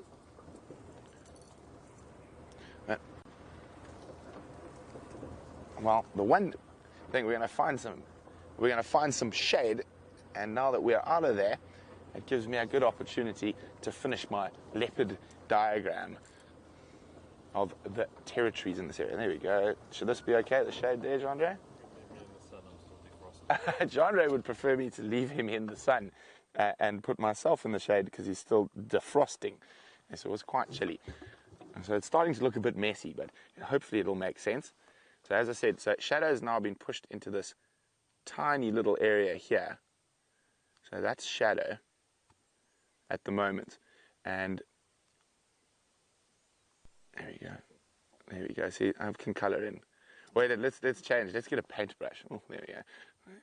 And there we go. I'm going to paint with a watercolor paintbrush. There we go. I know. So there we go. So that's shadow. She's really been forced into this very small area. Oopsie. And now, luckily for her, why does it work? There we go. Luckily for her,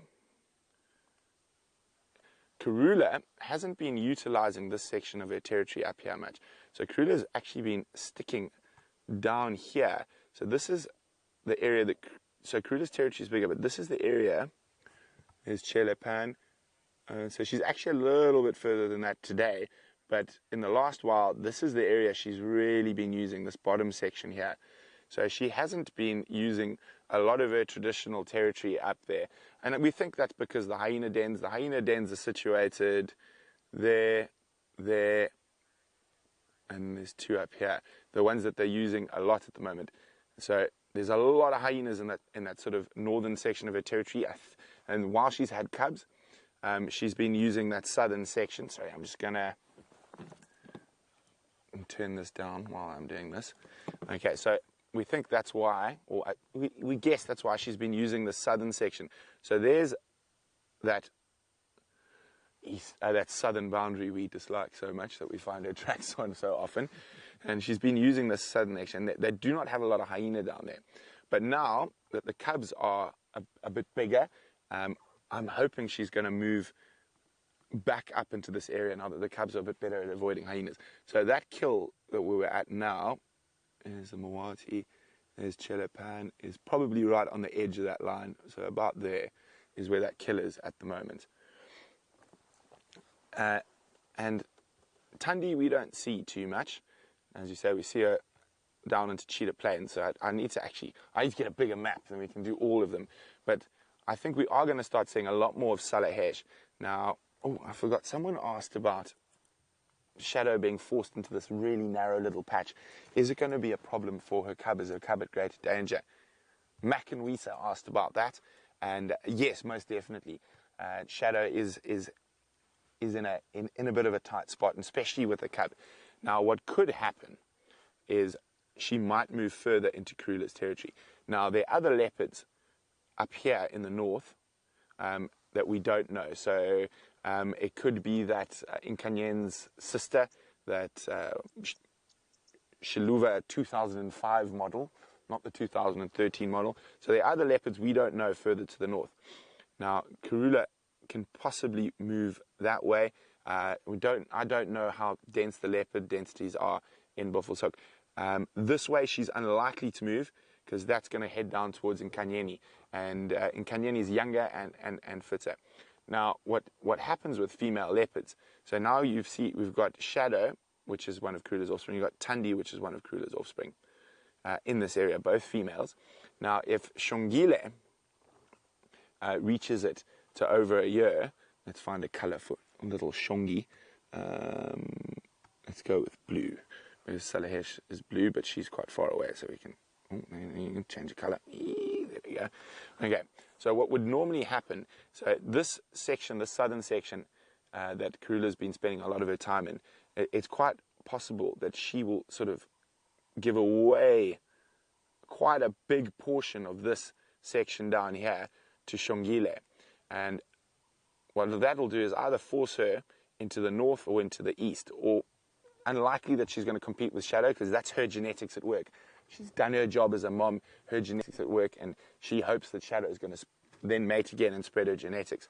So as a female leopard gets older and older, her territory becomes smaller and smaller. So you probably find, I'm not so sure about before my time, but you probably find Krula probably used to do this whole area that Tundi's in, and that Shadow's in, and she's now given that portion away to Shadow, this portion away to Tundi, and it's likely now that she's going to end up with this northern section. This is getting very messy, but she's going to end up with this northern section, and if she has another set of cubs again, she gives away and her territory becomes smaller again. So as a female leopard gets older, and she has more female cubs, so her territory becomes smaller and smaller and smaller. Now, oh, there's Jamie. She's running around. So there goes Jamie. So Paige is wondering about Salahesh and Shadow and that dynamic. I almost think we should start again on a different map. Maybe we should do that. What do you think, Chandra? Is this getting a bit messy? No, it's beautiful. It's beautiful, okay. Yes. So what's happening here between Salahesh and Shadow is quite interesting. Now Paige is wondering, why isn't Shadow fighting back and pushing Salahesh? Oh, we need a black pen again. Why isn't Shadow pushing back into Salahesh and fighting with her? Salahesh, I think she's a very similar age to Shadow. Why don't you guys let me know what's the age difference between Shadow and Salahesh? I think they're about the same age. But if we look at Salahesh, she's probably got 20 kilos on Krula. She's a massive female leopard, and she's looking in really good nick when we saw her. Whether Shadow is not that big a leopard, she might be a very aggressive leopard, but I think she's going to try avoid a confrontation with Salahesh because she knows she can probably push into Krula's territory, and Krula's going to be a lot more tolerant. Salahesh will not be tolerant, and most leopards will try avoid a fight specifically and especially with a bigger leopard. So that's why Shadow is almost given up and moved into this tiny little patch between Hoffman's and Djuma. Now, this area of Djuma where she's been spending a lot of time around here, there's only 2 roads that sort of do that. So there's a massive area around the Gari Repeater where there's no roads and it's very thick. So I think she's been hiding out in there, and we are going to make a conscious effort to track in that area a bit more often. But hopefully that makes a little bit more sense of what's happening with, with the female leopards. It's a bit messy, but I think it makes it a little bit easier when you can see it on the map, and maybe I should start again. But anyway, that's how female leopard territories. And I did it so neatly in the beginning, and I shaded it and everything. But of course, explaining becomes a bit more complicated. I think maybe we'll do the male leopards next. But I'm definitely going to have to clear my map. And while I clear my map, let's go see how Jamie's hunt for the lions is going. Here's a little fact about Brent that perhaps you didn't know. Despite whatever results his map drawing efforts may have produced, he's actually incredibly artistic. He's actually really very good. But I'm not quite sure that perhaps that medium suits his particular style of artistry. Okay, so we've got some interesting news in terms of what's happening. So the lions have come back in this direction. Now, Herbert just told me that it looks as though the tracks are running. They're running across in this direction. Perhaps hunting, perhaps just playing, but whatever it is, that lioness was very determinedly moving her cubs when we got to see her with those elephants. So Herbert says the lion tracks go on top of his tracks. And they're moving back in this direction, and the tracks are really, really fresh. So we're going to concentrate on trying to find them here. I'm hoping that some alarm calls might give them away, because it doesn't look as though they've crossed the road here. So everybody, keep watching these lionesses. That's interesting. There's an Inyala in this drainage system that is looking. No. You okay there, Dave? Yeah, the lens is just freaking Alright, so everybody, that was not Dave. That was entirely the camera. Are we sorted now, Dave? Yeah. Our cameramen are, of course, incredibly gifted, but the cameras sometimes play games with them. Perhaps that camera has decided to have a little bit of a sulk because it's cold this morning. Doesn't want to work properly. And Nyala looking ahead of her with a degree of caution. I'm pretty sure that she's seen those lions and she knows where they are, and she's just checking to make sure that they have moved out of the area. There's definitely a degree of caution to her movements, which there always is with antelope, because when you're on everybody's menu, it makes sense to be extra specially careful. But that female Nyala definitely doesn't look 100% comfortable. Herbert's asked me to drive along Gowrie Cutline and just check to see whether or not the tracks have come across here. And that is exactly what we shall do. Come on, lions, you've spent 2 days dodging me, almost. At least 24 hours. Perhaps we should just park the car and wait for them to come to us. Seems to be working out in my favor recently.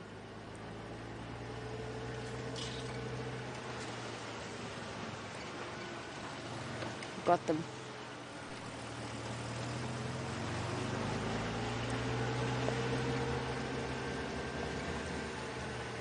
And Rachel, welcome to the... They're here. They're somewhere up here. Rachel, welcome to the Sunrise Safari. I've got their tracks, fresh tracks on Gowrie Cutline going north. Please don't cross into Buffelshoek. Now, Rachel's a bit confused by my counting and says I keep saying that there are 8 cubs. There's 8 cubs, but you've only been seeing this lioness with 2. Has she lost one? And the answer is we don't know exactly how many she gave birth to. So I can't answer that question, whether or not that particular lioness has had cubs. However, this is a different set of cubs. There's 3 older ones.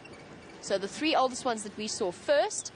There are 3 young ones, and these are the middle group. And there's 2 of them. So there's 8 altogether. 3 belonging to one mom, 3 belonging to the other, and then 2 belonging to the oldest mom, but they're the middle set. They're sort of the middle children. So there's 8 cubs altogether as far as we know, unless barring something unforeseen, if something has happened to them. These lionesses have gone off the road. Where did you go, lions? Okay, Herbert's on these tracks, because I can see his footprints somewhere here.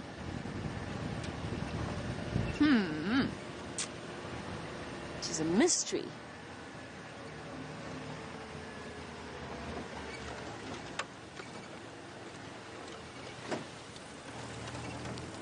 Herbert for Jamie.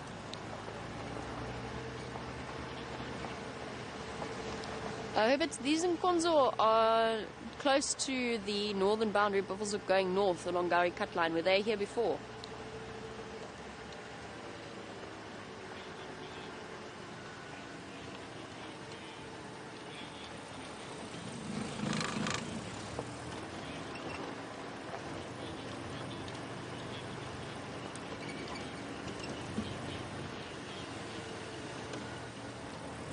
Okay, copy. They are just a little bit further to the south of where I am now. I've lost them now.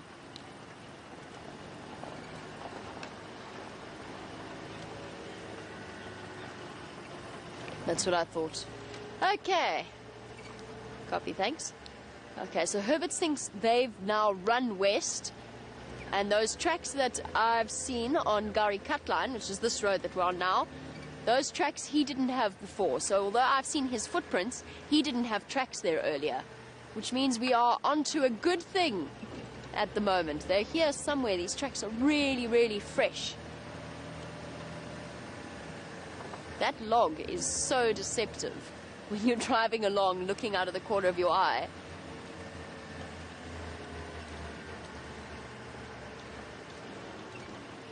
This is such a beautiful log. I want to take it home with me. I can't, but it's such a perfect tree. That's a piece of old leadwood. That could be decades old, and only just started being invaded by termites. It's very hard wood which means it's completely resistant to borer beetles, but not so much to chainsaws, because somebody obviously attempted to cut that, presumably to move it out of the road, because they're such heavy trees that if they do fall across the road, you can't move them unless you cut the tree into pieces. It is illegal to cut down a piece of leadwood, or to cut a leadwood tree, unless it has fallen, unless it has broken and the tree has died. They are entirely protected tree species, and that's because of their incredible longevity. They've carbon dated a stump. I think it's, where is it? I think it's at the Taba Rest Camp. It's somewhere in the Kruger National Park. I think it's the Taba. I've been there, I've seen it. But they've carbon dated it. Yes, the Taba. And they've shown that this tree started going in 1100 and something, and it died in 1600 and something. I can't remember the exact year. So that's basically a 500-year lifespan that the tree was alive, but it is still there now to this day. Even though the tree is dead, it's still there as a stump that has not yet collapsed or died in any way. Or it's dead, but it hasn't been rotten away, which is absolutely incredible when you think about it. So 500 years living, and then 500 years that it has been dead, but it hasn't been removed by termites or anything. I can hear Herbert. I can just hear him trundling along in the Mahindra. All right, let us continue on. These lions are somewhere here. He says he can see me, so he wants me to go around and check the other side of this densely vegetated area. Ah, I know that these cats are in here somewhere.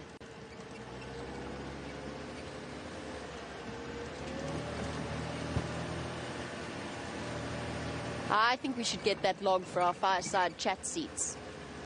It looks exceptionally more comfortable than our current arrangement.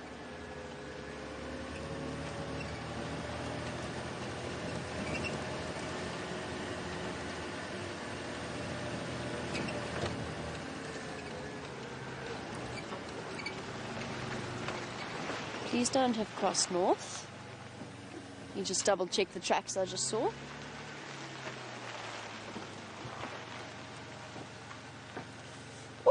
Ground is so hard, almost impervious to tracks of cats, and cats of course walk very, very lightly. Even for a 200+ pound lioness, they have surprisingly dainty footsteps, and they don't necessarily leave very clear tracks behind, especially when the soil's hard after rainfall. I'm really hoping that they haven't crossed north. Doesn't look like it though. Oh, lionesses are playing games with me.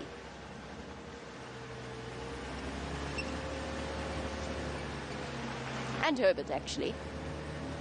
We've both been very busy tracking them over the last 24 hours.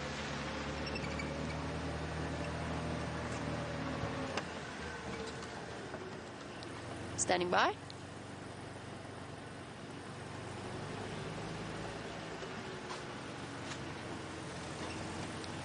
Copy. Herbert wants to tell me that he's behind me on Buffles and Cut Line. I know he's there. Oh, he's coming. He's racing towards us. Oh, he's got another tracker with him as well. Let's go and move up next to him.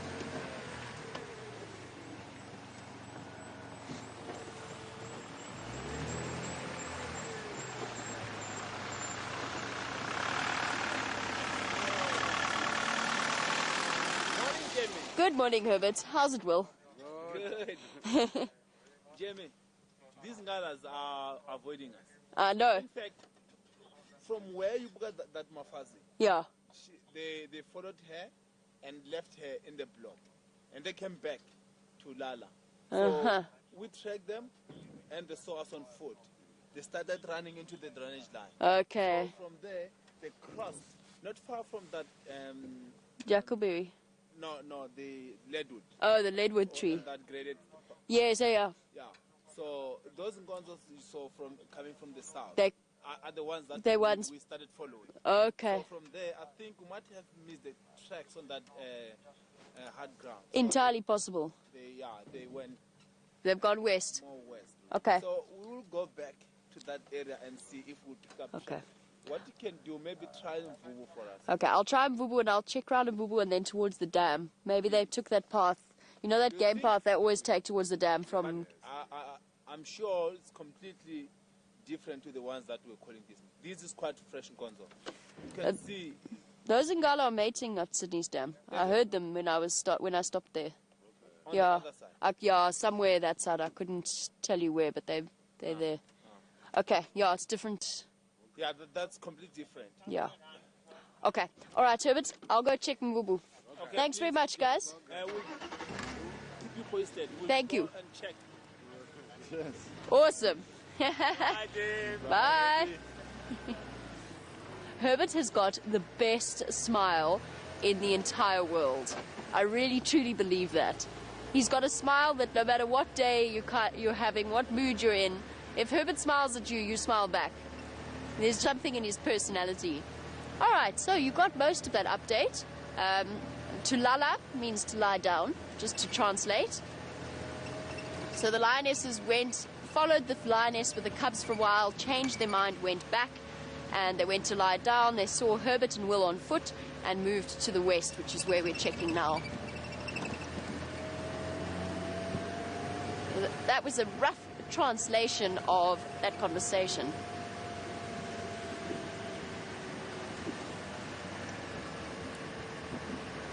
And I think I'm welcoming Denford. Is that right, Dave? Denson. Denson? Denson! Denson! Welcome to our live safari. If you needed any proof that we are live, well, there you go. You have it. I didn't quite hear your name clearly the first time. It is wonderful to have you on board with us. And don't forget that this happens twice a day, every single day, morning and afternoon, out here in the African bush. And we've got all kinds of exciting things that we are dying to show you. So Denson can't believe that this is happening right now. Well, it is, absolutely. And you're absolutely right. It is very, very cool. I still can't believe, and I've been doing this job for over a year now. I still can't believe that this exists as a possibility. I have no idea how it exists, but I don't understand the technology behind it. But that's okay. I know that it does work and that it is absolutely awesome. And what it means, Denson, first of all, is that everything you see, because it's live, it means that we can't plan it or script it or edit it in a way that suits the story that we're trying to tell. The animals tell us their stories, and we just follow along behind and bring you whatever parts of it we can. And it also means that you never know what you can expect. So sitting with those elephants this morning, the lioness was a total surprise. We were in that area looking for lions, but we certainly didn't expect her to pop out with the elephants next to her. We are truly fortunate to be living where we live and the jobs that we do. We're very, very lucky. Right, and don't forget, Denson, you can send through any other questions or comments that you have on #SafariLive on Twitter. Or, everybody watch out, we're going to get a bit bumpy. Just go over that rocky area. Dave nearly went off the back there. Or you can email through on questions@wildearth.tv. We absolutely love to hear from you. So Denson, send us, and any new viewers, send us through your comments and your questions in that way. All right, let us go and continue on in this search for our lions. In the meantime, I wonder what Brent is up to and what he plans for the rest of his morning.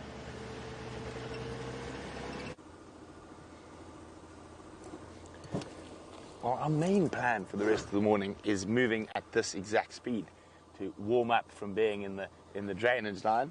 But what we are doing is we've come to help Jamie, so we're just checking a little bit further away from them, just checking very slowly, and we think the lions are somewhere in this area. So Herbert's got tracks up ahead, so they could be down in this little river system. It's very thick, we can't actually get vehicles in there. We just want to check in case they've crossed into this block north of the Vuyatela Dam. But it is an absolutely gorgeous winter's morning. And slowly but surely, Jeandre and I are thawing out. As you can see, first gear, the perfect speed. So while we help look for these lions, we'll see if we can add a few birds to the bird lists of everyone out there. So we'll be keeping a lookout for little feathered flutterings, as well as big cats. Now, on foot, this little river system, which is really hard to get into with a vehicle, is exquisitely beautiful to walk in, and one of my favorite little sort of secret spots on Djuma. Now, up ahead we have an Inyala. At this speed, it might take us about half an hour to get there, so I'm just going to have to speed up for a little bit. Now, the nice thing about where that Inyala is going is if it spots a lion, it's going to start shouting, barking.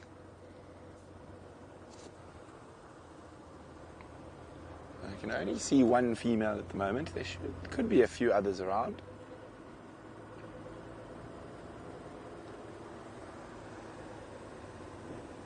So here are all the lion tracks that they've been following earlier today. And they've gone in here, they've come out, they've gone in again. It'll be very interesting to see. Hello, madam. She's making the first foray as it's getting a bit warmer into those riverine thickets. And I'm quite sure the rest are going to follow shortly. Now, this also gives us a wonderful opportunity to just sit quietly, watch the Inyala as it goes about its daily business, and also listen for any alarm calls in this general area.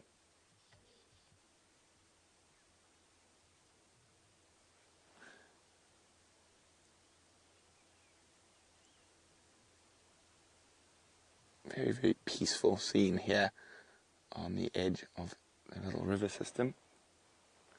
Oh, found that little boy coming out and a walk in front of us.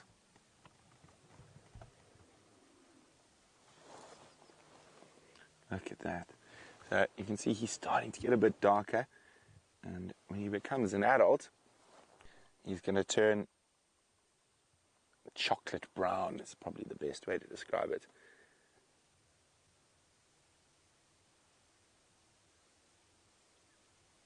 And there we go. Ooh. And as we said, we're going to look for a few birds. So once that Inyala crosses the road, Jean-Ray, when you're done filming the Inyala, there's a beautiful little bird in the road on the right-hand track, just beyond the bump. Yeah, tiny, on the right-hand track. And some a bit closer than that one, but that one will do. There are some a bit closer, but there's a little blue waxbill. They're just fiddling around in there. There we go. Little blue waxbill feeding on grass seeds, and there's actually a little bird party coming towards us. So this is actually the perfect spot to sit and enjoy the sun for a while. Now, when we see little waxbills, there's a bird called a green-winged petilia that I've been trying to get on camera for ages. It's always worth checking carefully around them that if there aren't any petilias as well.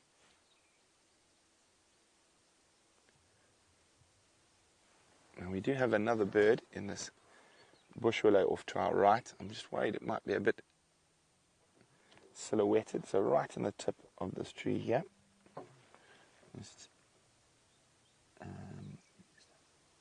Oh, he's flown off. Oh, there's a couple of little birds.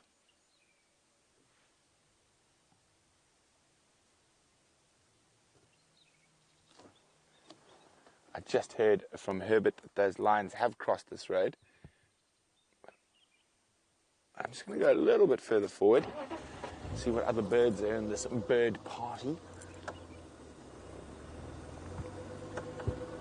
So the edges of little river systems like this are always excellent spots to do a bit of birding.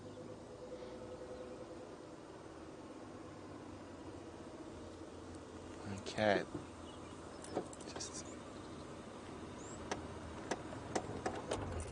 We've got a whole bunch of little guys here in this area there. So let's have a look. Okay, so they're coming up. So where's that? It's gonna pop up there. It's moving up through there where my finger is. A little blackbird, looked like. You can just see a little, there we go. A southern black tit. Not being very photogenic though.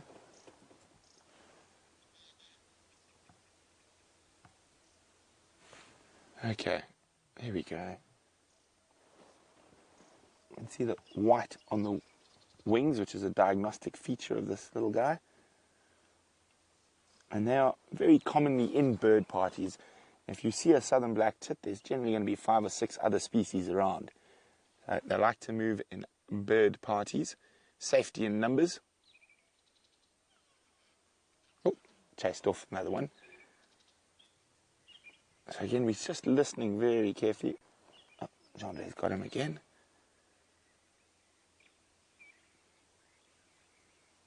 Can you hear some helmet strikes in the depth of the thicket somewhere? Hey, Jean-André, that little bent bush there. So hopping around just to the bottom of that bent bush. There, I think it was. There it is. Not the waxbull, there's another. No, there we go, that's the one. The little crombeck. Little stumpy tail. They don't really have a big tail. Very pretty little guys. Oh, off goes. Also another common member of bird parties. Okay, now, let me just have a look. See if we can get any more bird species out of here. Birding is just such a wonderful, peaceful thing, and it requires quite a bit of patience. If you sit quietly and you look and you listen, you can quite often add quite a few species that you might not think were there originally. Ooh, very cool call. Sterling's barred warbler. That's quite a good one. You just listen again. You hear that, Jean-André? Now, often when we see them, they're at the tops of trees. Such a beautiful call. I'm going to keep looking. You might pop out, but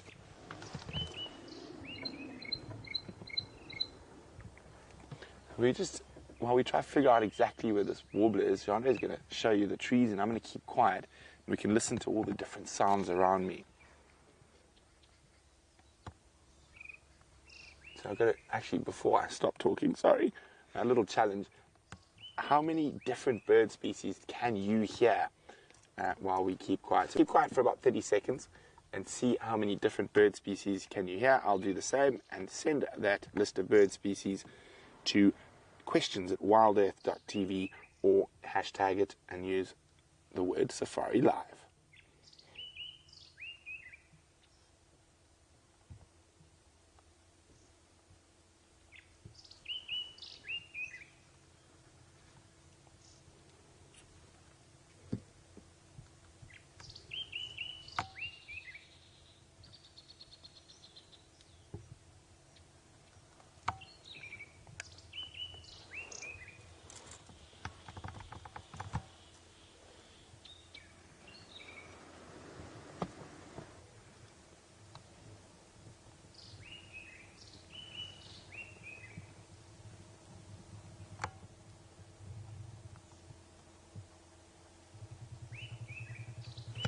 Okay, I don't know how many bird species you got, but unfortunately that Sterling's wren warbler stopped calling. But they're really pretty, but they're very, very small, and they often sit very high in trees, making them quite difficult to see.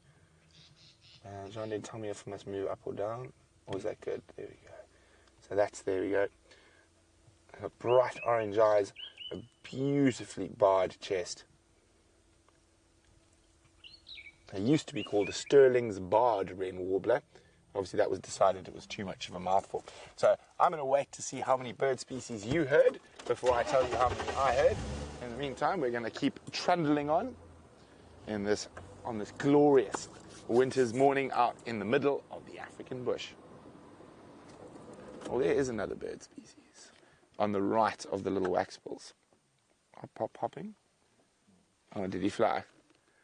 Those are the wax balls. Okay, now, there. No, down. I'm sure I saw one that wasn't a wax ball in there somewhere. There we go, there it is, there's the Petilia. That's the one I've been looking for to get on camera. You can see how beautiful it is. The green-winged Petilia. Isn't that just the most gorgeous little seed eater?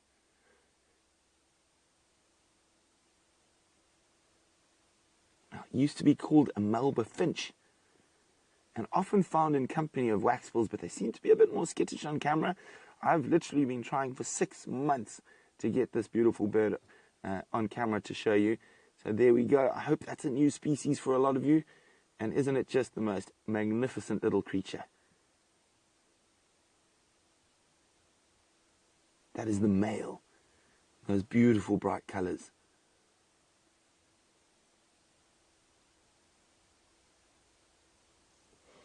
And quite often, as I said, sitting with a bird party for a little bit longer than you normally would produces some wonderful sightings. So very similar habits to a blue waxbill. Very similar diet as well. So one of the little seed eaters.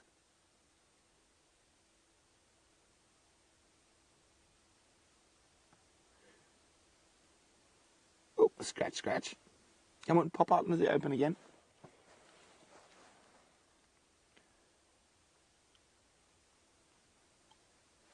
Okay, while the male's frolicking in there, and see if we can find the female. She's a little bit to the right. And so she just jumped. Come back to the left. Waxbill, she's in there. Out to the, I think, oh, where's my finger? Up that one, I think, looks like the female. There we go, that's the little female.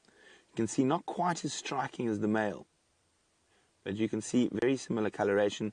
She just lacks that really bright orange face. Here, waxbill and Petilia together, munching on grass seeds.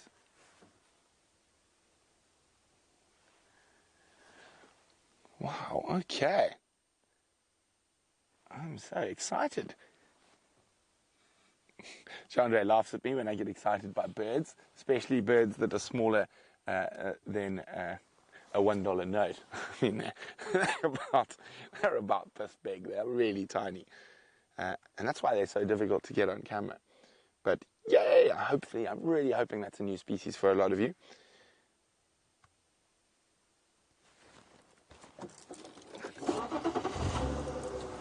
Bye-bye, little Petilias.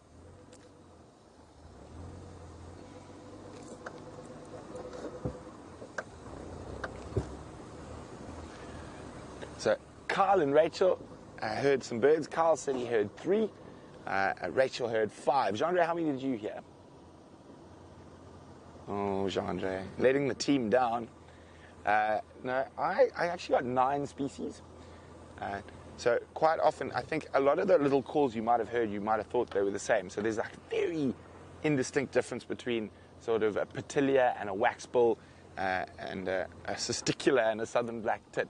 So a lot of times, a lot of practice will help you with that. So we will keep practicing our bird calls.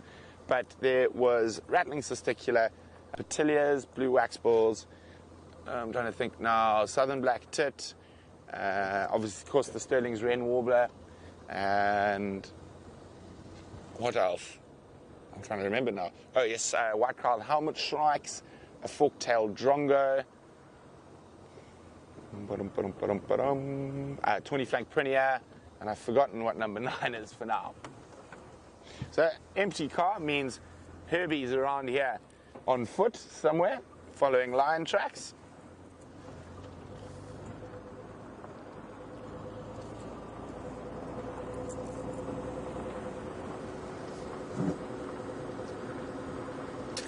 Well, there we go. Well done, Sally in Oregon. The green-winged Petilia, number 115 on Sally's bird list.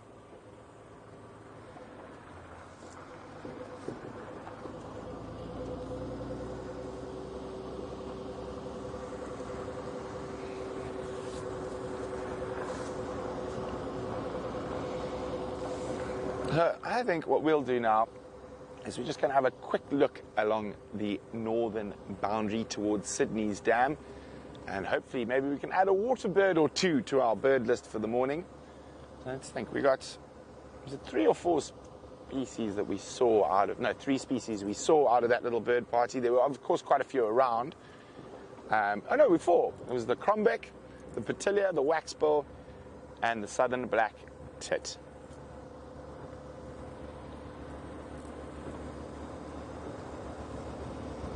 So while we head off to try find an aquatic avian creature, I wonder if Jamie's had any luck on those lion tracks. Nope, no luck, unfortunately, no luck to report. We are attempting to follow up on where those lions went, but they are definitely playing games with us on this winter's morning. I think we exhausted our luck when we saw that lioness with those elephants. And so, Dave and myself find ourselves embarking on a fire break drive. There's a big main road not too far away from where we are, and then there is the fire break. And just as its name suggests, it's a clear patch that has been, all the plants have been removed so that if a fire does start, it doesn't spread. If it comes in from the north, it won't spread to the south and vice versa. And it wasn't exactly built as a road, so it's not nice and smooth and cleared out for us. It does make driving for me more interesting. Get to do some exciting low-range things, and it's also one of the lions' favorite places. I'm double-checking along here to make sure that they haven't popped out somewhere in this region. I'm actually going to make my way back towards Buffelshoek Dam because I just have a funny feeling that is where they were on their way to. And we're going to do it, but we're going to go on a fire break adventure as we travel along. It's a good place to be. There's lots of water holes along the way, lots of pans, and lots of disappearing duiker, unfortunately. And duiker just hopped off. Tiny little antelope species that hardly ever stand still long enough for us to get them on camera. Earlier on, 2 of them tricked me into thinking that I had found the lions. I got very excited, only to discover that it was in fact a duiker. And we have an antelope that might actually stay still. Please, boy.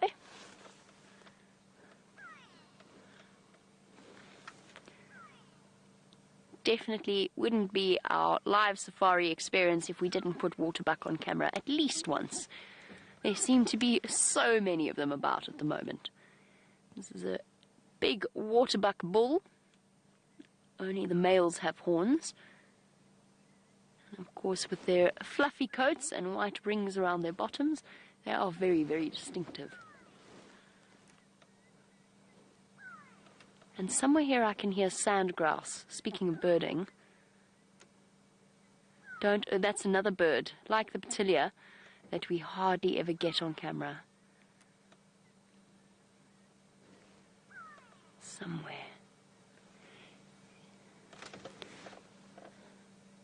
And our waterbuck are slowly, pretty much, have disappeared into the bush. So let's carry on our fire break adventure. See what the road's looking, or the fire break's looking like after all that rain that we had. And I'm looking for the sandgrouse at the same time. Definitely not a bird that's very easy to spot. I have seen them here before. So actually, this is the only place I've seen them on Djuma. But they are such well-camouflaged birds, and they don't move around all that much. Now, the sandgrouse is an interesting bird.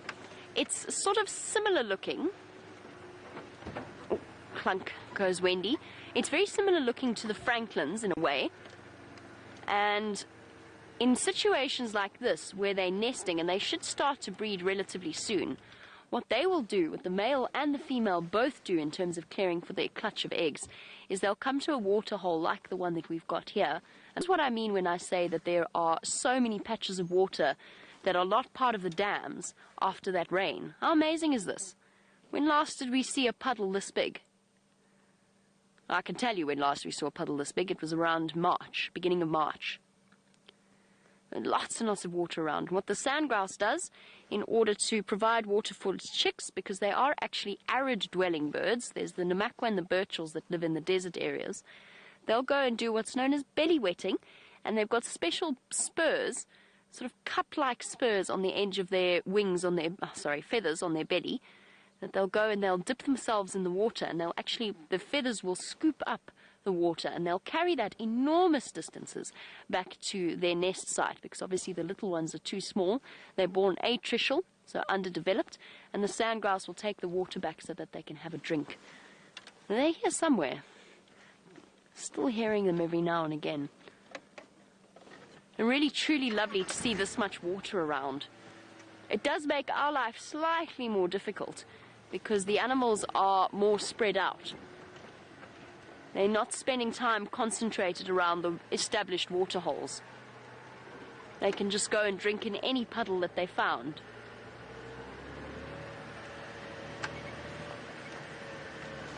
And Megan would like to know if we have chickadee birds.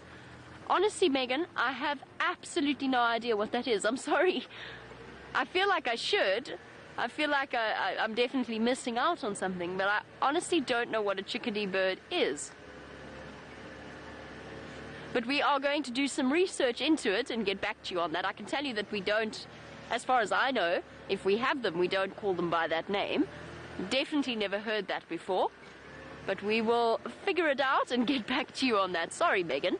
And for all of our other viewers out there who know what a chickadee bird is, if you could provide me with some clarification, that would be absolutely awesome.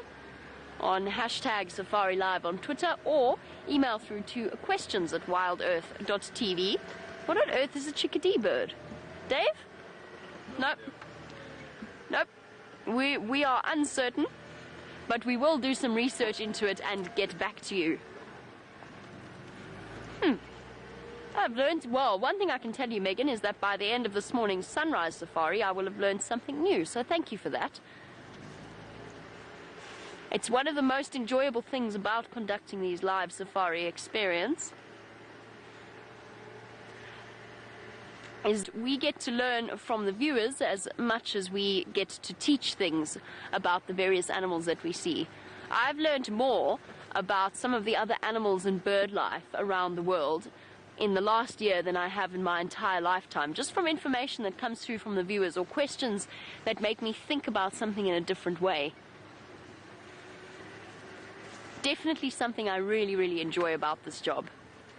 Alright, I hope everybody is crossing fingers and holding thumbs and all those things that one does for good luck, because we're going to check Buffelshoek Dam, and I'm really hoping that that lioness has brought her cubs to that in that direction. We have scoured. Herbert has walked Djuma flat to find this lion, or to find the lions. We have checked every nook and cranny under every rock. Of course, you don't go looking for lions under every rock. They're around. They're just playing hard to get at the moment. Come on, lioness, please be at Buffelshoek Dam. It is my third time driving past here, so I'm getting a little bit of a deja vu feeling like yesterday.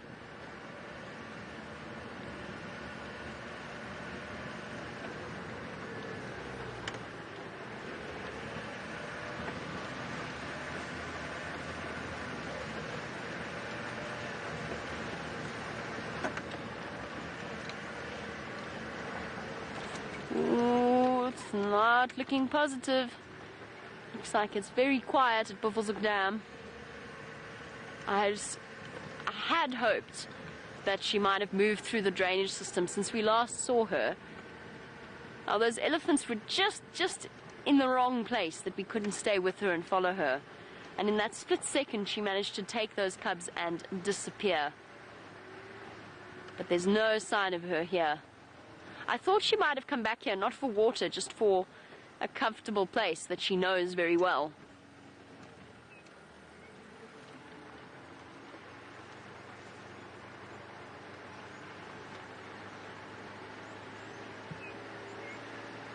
And thank you very much to Sally, who's sending information through on the chickadee bird, which is the best name I've heard in a long time for a bird.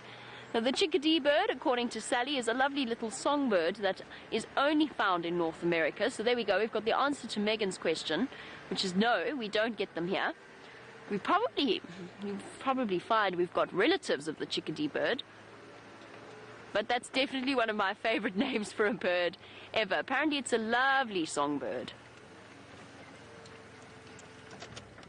There is a squirrel. Ah, there was a squirrel. Nope, no squirrel. Squirrel ran away. Animals trying to escape us. Now, while we continue on our lion finding mission, I believe that Brent is still on his birding mission, and he's got some interesting things to tell you about a spotted bird.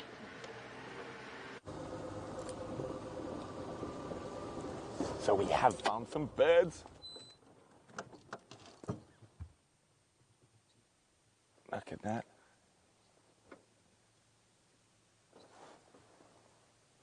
There we go. The helmeted guinea fowl. A strange looking creature.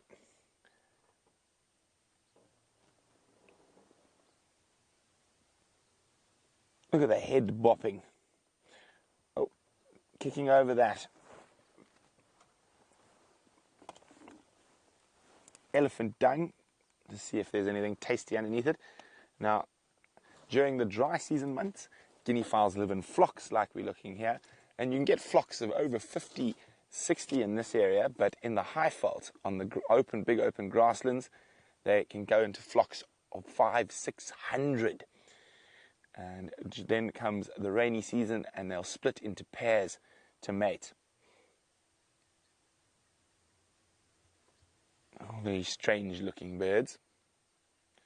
Sort of, Jandra and I were just chatting, they remind you of a dinosaur almost, an avian velociraptor. You can see picking open the elephant dung, looking for termites. Now, they do prefer grass seeds, but they will eat all sorts of things. So diet would be very, very similar, and their behavior is very, very similar to a chicken.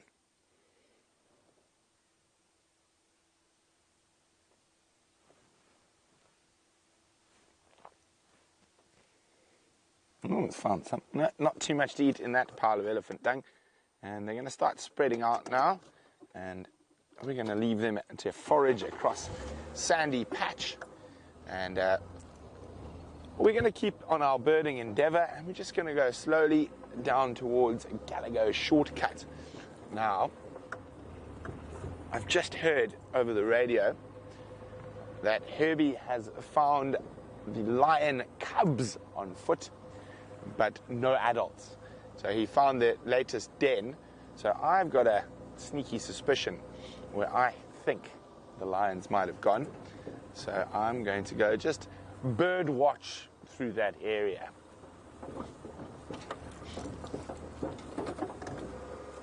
Oh, is he going to run? He's going to run. Damn it. Little dikers, disappearing dikers. So diker is actually a derivative from the Dutch word, and Afrikaans word duiker, diver. And literally, they just proved why they literally dive through the bush when you spot them, and gone.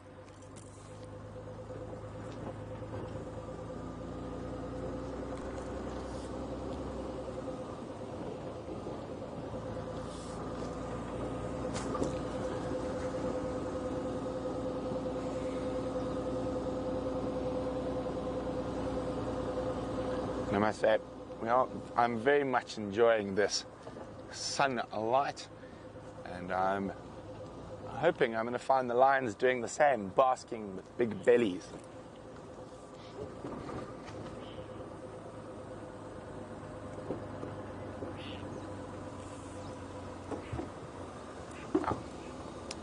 Just checking for birds as we go.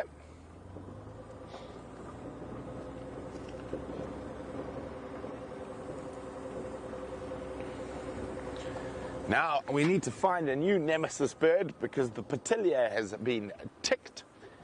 Now, I know there's one bird we've only managed that I know of to put on camera once, and that's the white-throated robin chat. Really difficult. I've got a few good spots that I hear them calling often in the Mawati river, but they don't like to call conspicuously, so they're very much like most of the robin species, what you describe as skulking birds, and they like to skulk through the undergrowth and thickets and even call from inside a thicket rather than out in the open.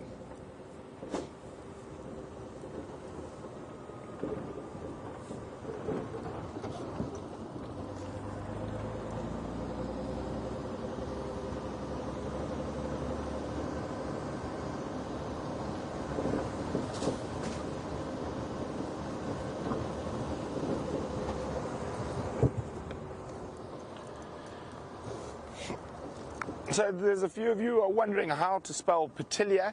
If I remember, I'm going to double check, but I remember correctly, it's Pythilia, but I could be a bit off. Just give me a second and I'll double check it for you. And we want P.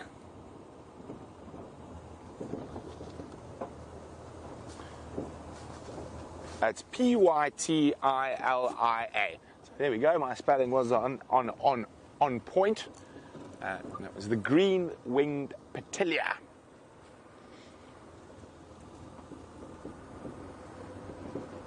Now, a beautiful little bird that we see quite often in the middle of those two bigger trees, there's a tiny little, oh, there he is hopping up to the top. There we go. Now, one of the more common ones we see, but such a pretty bird nonetheless. Oh, let's hope he jumps into a bit better light. But the chin spot batis. Come on, into the good light. Here you go, light's getting better. There we go, good batis. So it's a little flycatcher.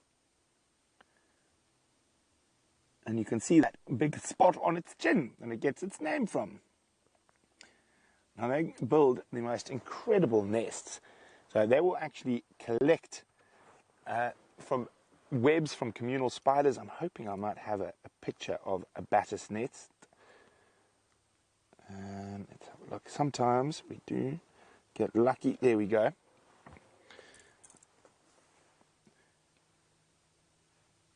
And tell me where I must hold, Chandra. Up. Or down. Oh, let me find some shade. There's some shade up ahead. But I want to show you. So they build the most incredible nest. And they will steal spider webs. They'll actually take apart communal spiders' nests while the spiders are there. And they'll use that to hold the base together. And then after that, what they'll do is they'll go collect lichen. So let's see if I see any lichen growing on a bark here. So they'll collect lichen, and then using the stickiness of the spider web, they will place lichen all over the nest to keep it camouflaged. Now, I just find that really, really incredible. They make little cup nests. So a lot of the flycatchers, I'm going to put that shadow. One shadow. There we go, one shadow. That should work a bit better now. Down, up. A bit better. So there we go. There's that nest. You mean, this is not working, is it, John? So you can see the branch is there, and then that's the nest. And it's completely covered in lichen, exactly the same as the branch. And if you look carefully at it, so they use spider webs to create that incredibly camouflaged nest. They're fascinating. Maybe remind me on the Sunset Safari to find some, if we find some better shade, I can show you the picture again. But it is, or just Google batis, B-A-T-I-S, batis nest. Go have a look at those incredibly camouflaged nests that those wonderful little flycatchers make.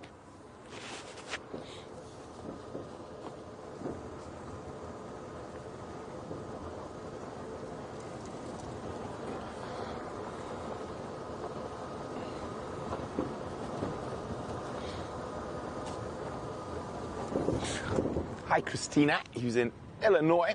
Christina's wondering, do any birds in our area utilize termite mounds for nesting? The swallows, after rain, will collect mud from a termite mound to build their nest, but none of them as such nest in termite mounds. Now, there's a very rare bird that uses a specific termite mound, only a termite mound that's been excavated by an aardvark. And you have that beautiful aardvark burrow, the big burrow. Oh dear, Ellie's rearranging the road again. And so it's called a blue swallow. It's an endangered species. Generally, it lives quite high. So there are some in the mountain regions of South Africa, but very, very few. And nearly 90% of their nests are on the top side of an aardvark burrow in a termite mound. Or just an aardvark burrow in the ground, but normally aardvark do create their burrows depending on the size of termite mounds in termite mounds. But that's the blue swallow. And I'm trying to remember, I think there's another bird up on the border of Zambia and Malawi on the Nyika Plateau. There's lots of blue swallows there as well, but that also, I think when the blue swallows aren't using the nest, they parasitize the nest. But I haven't been up that part of the world for 10 years, so I'm a bit rusty on that. So this is the road I think the lions are going to pop out on. Now, just to confuse matters, this is the shortcut off, the second shortcut off Gallagher shortcut. And Nyala over there, but that's not lions. It looks like they found a little puddle to have a drink in.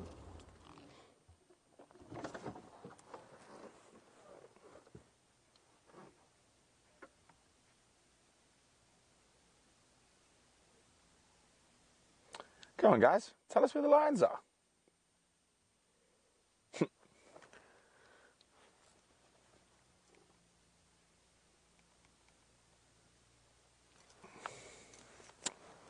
Lovely little one lying down to the right there. Hello, little.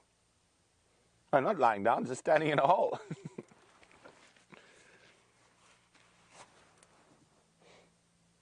Oh, there we go. Head disappearing into the hole. So obviously there's some water down there.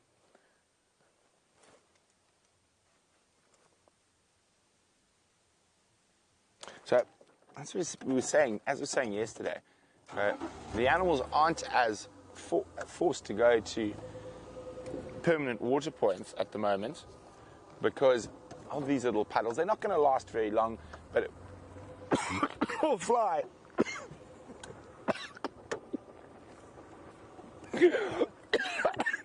As I breathe in, there's a fly down the gullet. Early start to breakfast. Oh, where's my water? Sure. Oh, sorry about that. I don't know why I swallowed a fly. Sure. Okay. I think I've swallowed about 25 flies since I've been at SafariLIVE. Well, that's the first one for quite a while. What was I saying, Jean-Ray, before I swallowed a fly? Permanent water, yes. So, but it does give, the permanent water holds a little bit of respite, specifically the bush and grass around them. So the animals can feed further away from that. As I said, it's not going to last very long, but it's just that little gap that will help the bush survive a little longer.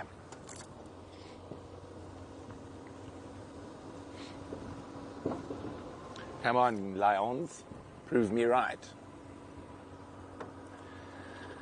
Oh, Jamie thinks she's a comedian.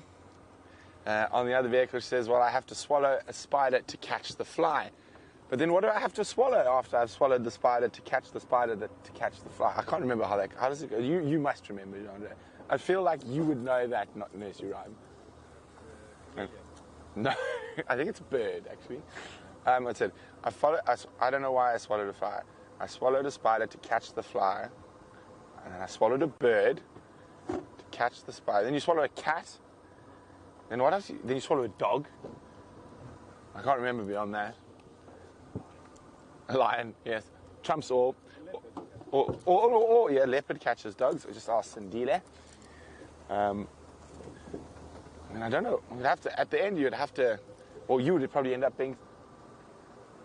After the dog, she ate a horse. I don't know why she'd eat a horse after a dog. It sounds like Rebecca in Final Control definitely remembers this one. I don't know why she Well, there we go. Jean-Ray is serenading you now.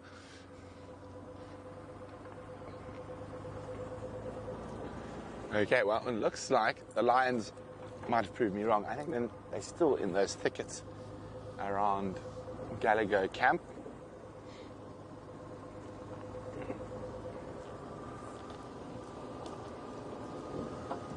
What have you spotted?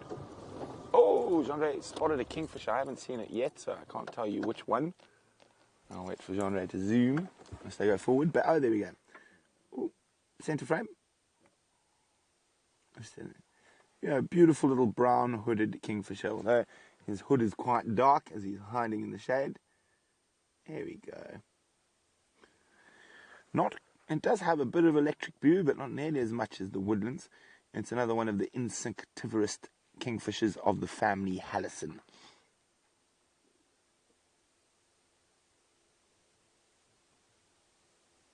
Now, out of our Hallison kingfishers, we have two residents that don't migrate. Of course, the woodlands and the grey-hooded migrate. The brown-hooded and the striped stay put for the winter.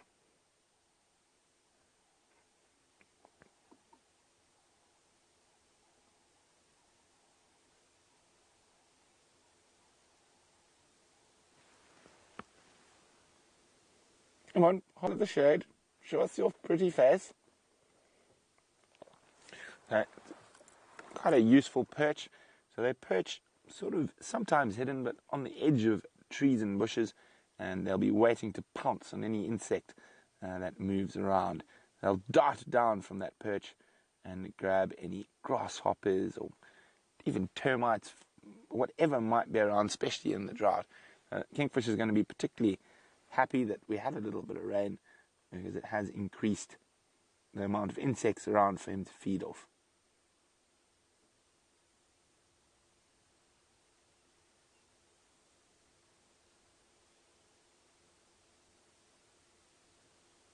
Oh, looks like he might take off.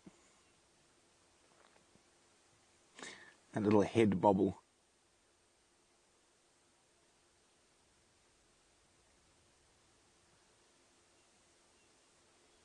He also might just be basking in the glorious sunshine. He forgot his sunglasses, so he's got to keep his head in the shade.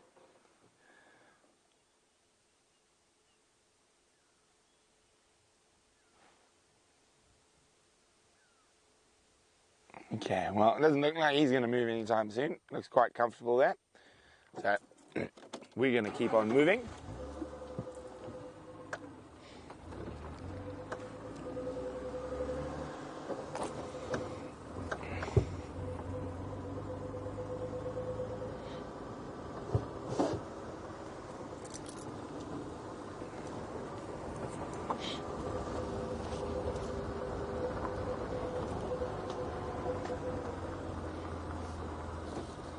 Ah, well done, I Walk in the Rain. I completely forgot about the pygmy kingfisher.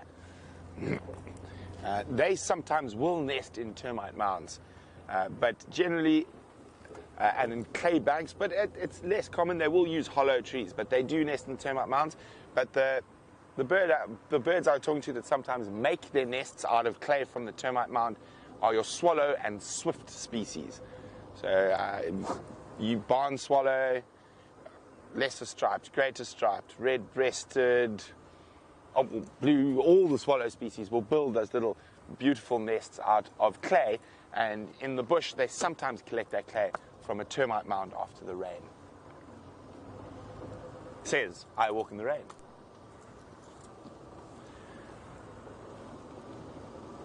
Okay. I wonder what other little feathered friends we're going to find.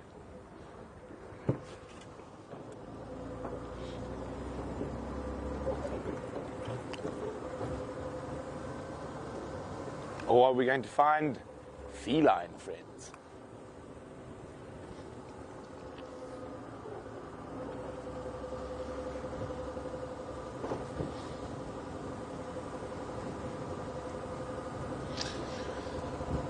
So we're going to jump on board with Jamie so she can say her farewells, and we're going to search for a few more feathered friends.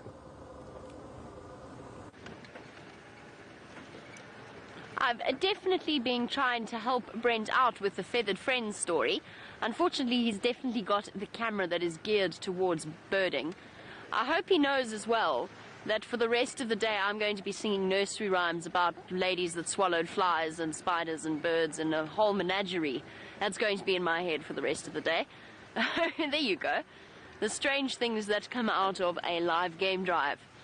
Though no success with those lions, unfortunately. However, there is an update for you that's going to make everybody very excited. Herbert and William, who is Aubrey's tracker, and I can just imagine the heart-stopping moment that they experienced when they found this. While they were tracking the lionesses, they found the den site of the newest set of Nkuhuma cubs, the young ones that we've been watching around Buffelshoek Dam. They've moved to Gowrie Cutline. Just imagine, I mean, put yourself in Herbert's shoes for a moment, and just imagine the terror that and William, at that moment where, and I've done it before myself, where you go, there's cubs there, where's Mom? Where is Mom, and is she about to pounce on us? However, Mom is not there, so we're not going in that direction. We will wait until this afternoon and we'll go and double check to see whether or not she has returned to those little cubs. We won't go and sit, because we know that she's not there, we're not going to go and scare them by trying to get in to see them. But exciting, exciting stuff, and bravo to Herbert and to William for finding that particular spot. And the lionesses probably aren't too far away from there either, so hopefully for the sunset safari this afternoon, we will have a chance to see them. And just like that, the morning is over. Another lovely morning out here in the African bush. It's gone so quickly on the back of Wendy. So a big thank you to Dave for all of his wonderful camera work, as well as to our lovely ladies in final control, to Rebecca and Chelsea and Jerry.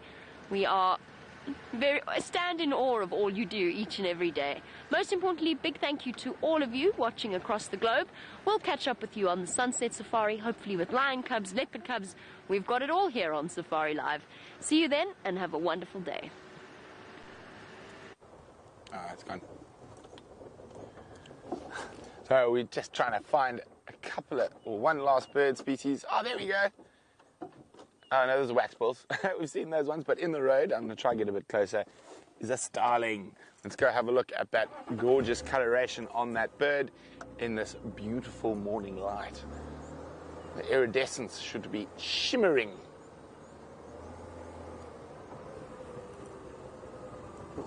Oh, I took my eye off it for a second. Oh, it's still there.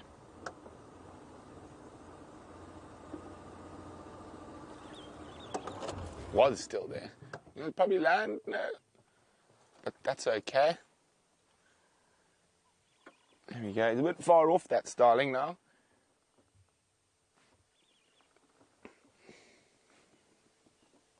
And we've got some cooler birds around.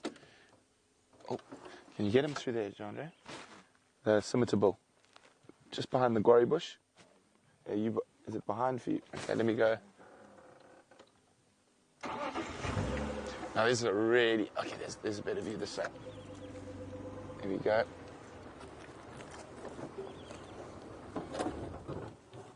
Now, there we go, a common scimitar bull. And you can really see him use that scimitar-shaped bull, prying every little nook and cranny in that terminalia. Oop. Now, oh, you know what? This is incredible. Look at that. Now, yesterday, we saw a cardinal woodpecker specifically targeting terminalia, gall, wasp, and gall ant nests. And today, we've got a scimitar bull doing the exact same thing. So those protrusions on the tree are caused by ants or wasps when they bite or sting that terminalia, and they lay their eggs inside there, and the tree releases a growth hormone that hardens that area and makes it bigger. But there are bird species that have evolved ways to get into those galls. Really, really cool. And he's disappeared. We've got a minute and a half to add another species, hopefully. Now, even when I'm not at work, I tend to spend quite a bit of time bird watching. It is a favorite pastime of mine. Always carry your binoculars with you. Never know what you're going to see.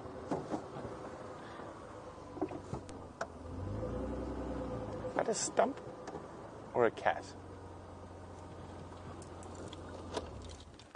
I think it could be a stump, but it really looks like a cat from here. Stump. It's so funny now. It looks just like a leopard sitting there and watching up here. It is a stump. So from Jandre and myself, I hope you guys enjoyed that incredible time we spent with a Karula and her wonderful little cubs jumping and jawling around. Jawling is a South Africanism for having a party or playing. So from Jandre and Brent, who've been jawling around Djuma, it's been great having you on the back of the vehicle, and we'll see you again, hopefully with lion and leopard cubs on the Sunset Safari.